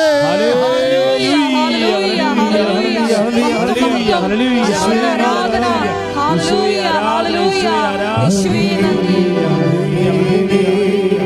സദയം തൊടേണേ സുഖമായിടും എൻ്റെ ഉള്ളം. അരികിൽ വരേണേ സദയം തൊടേണേ സുഖമായിടും എൻ്റെ ഉള്ളം. പരിശുദ്ധ പരമദിവ്യകാരുണ്യത്തിന് എൻ്റെ കർത്താവായ യേശുമിശിഹായേ, നിരുന്നതമായ നാമത്തിന് സ്വസ്ത്രം ചെയ്യുന്ന കർത്താവേ, അങ്ങനെ ആശ്രയിച്ചുകൊണ്ടിരിക്കുന്നവരെ കർത്താവ്, പ്രാഥമികമായി അങ്ങയെ അറിഞ്ഞവരെ, അറിഞ്ഞതിന് ശേഷം കർത്താവെ അങ്ങനെ വളരെ ആഗ്രഹിക്കുന്നവർക്കെല്ലാം കർത്താവെ അങ്ങ് വചനം കർത്താവെ എഴുന്നള്ളിച്ച് നൽകണമെന്ന് പ്രാർത്ഥിക്കുന്നു കർത്താവെ. അവർക്ക് വചനം കൊടുക്കണമേ കർത്താവെ. ഈശോയെ പ്രിലിമിനറി വിശ്വാസത്തിലിരിക്കുന്നവരെല്ലാം നീ ഏറ്റെടുക്കണമെന്ന് പ്രാർത്ഥിച്ചേ കർത്താവ്. അവരെ അനുഗ്രഹിക്കണം കർത്താവെ. സ്രാവരോഗികളെല്ലാം സമർപ്പിച്ച് പ്രാർത്ഥിക്കുന്നു. രക്തസാര രോഗികൾ, മൊത്തം വിട്ടുവിട്ട് പോകുന്നത്, മൊത്തം നിയന്ത്രണമില്ലാതെ പോകുന്നത്, മലം നിയന്ത്രണമില്ലാതെ പോകുന്നവരെ കർത്താവെ, പല സ്ഥലങ്ങളിൽ നിന്നും പഴുപ്പുകളും കർത്താവ്, ചെവികളിൽ നിന്ന് പഴുപ്പ് പോകുന്നവരെ, തൊണ്ടവേദന രോഗമുള്ളവരെ കർത്താവ്, ശരീരത്തിൽ മുഴയുള്ളവരെ എല്ലാവരും നീ ആശ്രയിച്ച് പ്രാർത്ഥിക്കുന്നു കർത്താവ്. ഈശോ ജോലി ഇല്ലാത്തവർ, ജോലിക്ക് വേണ്ടി അന്വേഷിക്കുന്നവർ, ജോലിക്ക് വേണ്ടി പോകുന്നവരെ, ജോലി കർത്താവ്, ജോലി സംബന്ധമായ വിഷയങ്ങൾ ടെസ്റ്റ് ചെയ്യുന്നവരെ, ഇന്റർവ്യൂ എഴുതുന്നവരെ, നൈപുണ്യ പരീക്ഷകൾ, മത്സര പരീക്ഷകൾ, യോഗ്യതാ പരീക്ഷകളെല്ലാം എഴുതുന്നവരെ കർത്താവ് അങ്ങ് സ്പർശിക്കണം പ്രാർത്ഥിക്കണം. ഇതിനെല്ലാം വേണ്ടി ഉടമ്പടി എടുത്തവരെ, ഉടമ്പടി എടുക്കാൻ പോകുന്നവർ കർത്താവ്, അവരെല്ലാം സാക്ഷികളാക്കി മാറ്റണമെന്ന് പ്രാർത്ഥിക്കുന്നു. എൻ്റെ കർത്താവ്, സാമ്പത്തികമായ തകർച്ചകൾ, വരുമാന മാർഗമില്ലാത്തവരെ കർത്താവ്, വഴിയില്ലാത്തവർ, വീടില്ലാത്തവരെ കർത്താവ്, നടന്ന വഴികളിൽ എപ്പോഴും കലഹങ്ങളും സംഘർഷങ്ങളും സംഘട്ടനങ്ങളും ഉണ്ടായിട്ട് കർത്താവ്, കേസ് അകപ്പെട്ടിരിക്കുന്നവർ എല്ലാവരെയും വിടുവിക്കണമെന്ന് പ്രാർത്ഥിക്കുന്നു. ജീവിത പങ്കാളി കർത്താവ്, കുടുംബത്തിലുള്ളവർ, വരുമാന മാർഗമുള്ളവർ കർത്താവ്, അകപ്പെട്ടു പോയിരിക്കുന്ന അവസ്ഥകളിൽ കർത്താവ്, കടം മേടിച്ച് കഴിയുന്ന കുടുംബങ്ങളെ നീ ഏറ്റെടുക്കണമെന്ന് പ്രാർത്ഥിക്കുന്നു കർത്താവ്. മക്കളെ കർത്താവ്, മക്കൾ ദൈവവിശ്വാസം കുറഞ്ഞു പോയവരെ, ദൈവവിശ്വാസം നഷ്ടപ്പെട്ടുകൊണ്ടിരിക്കുന്നവരെ കർത്താവ്, അവരെ ഏറ്റെടുക്കണം പ്രാർത്ഥിക്കുന്നു. വിവാഹ തടസ്സങ്ങളെ കർത്താവ്, അവരെ സ്പർശിക്കണമെന്ന് പ്രാർത്ഥിക്കുന്നു കർത്താവ്. എൻ്റെ കർത്താവിൻ്റെ ഉന്നതമായ നാമത്തിൽ, സഭയുടെ അധികാരത്തിൽ, കുറിച്ചിൻ്റെ അടയാളത്തിൽ, മാർഗ ജീവിത ദുരിതങ്ങൾ, തടസ്സങ്ങൾ യേശുവിന്റെ ഉന്നതമായ നാമത്തിൽ മാറിപ്പോകട്ടെ. ശ്രുതിക്കട്ടെ. ഹരേ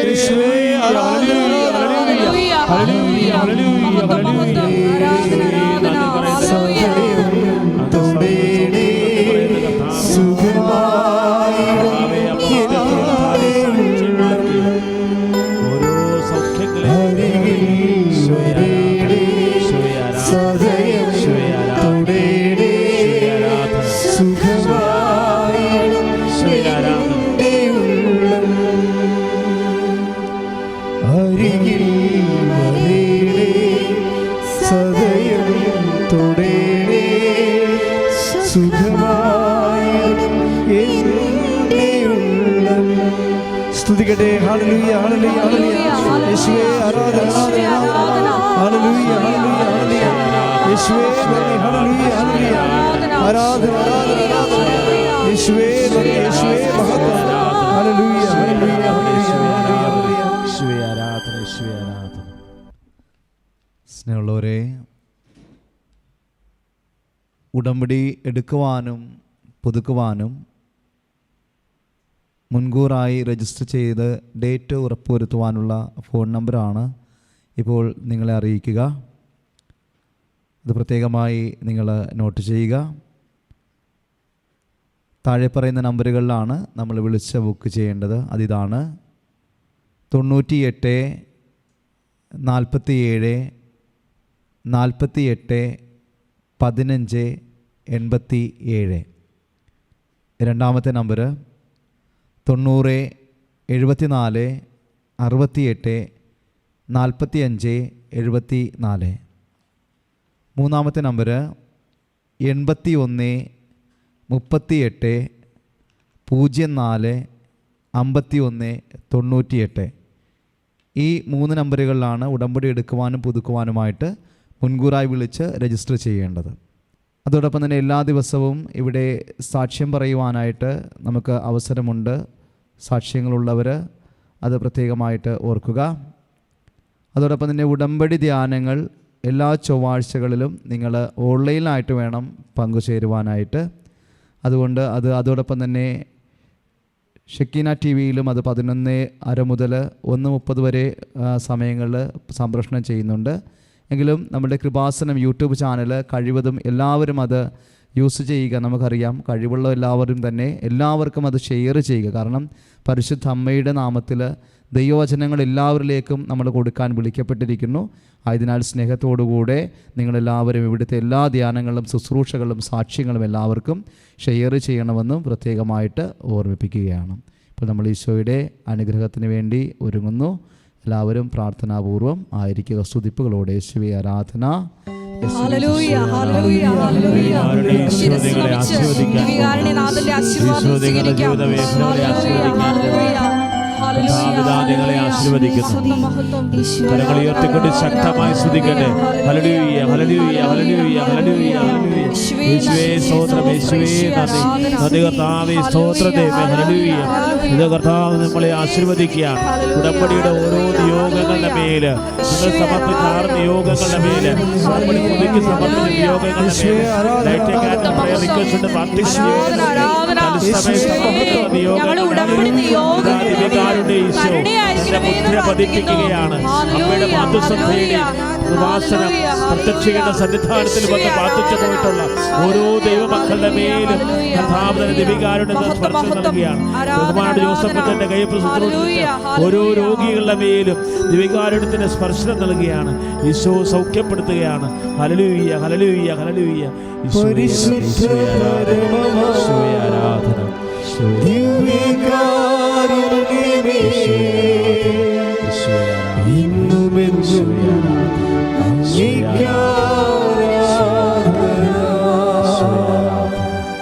പരിശുദ്ധ പരമമാ ദിവ്യകാരുണ്യമേ,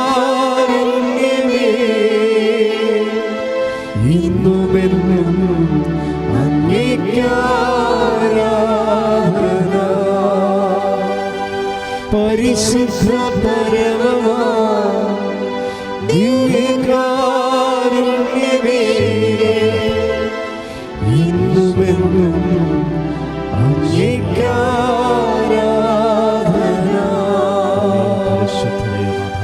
ആവേ ആവേ മറിയ, ആവേ ആവേ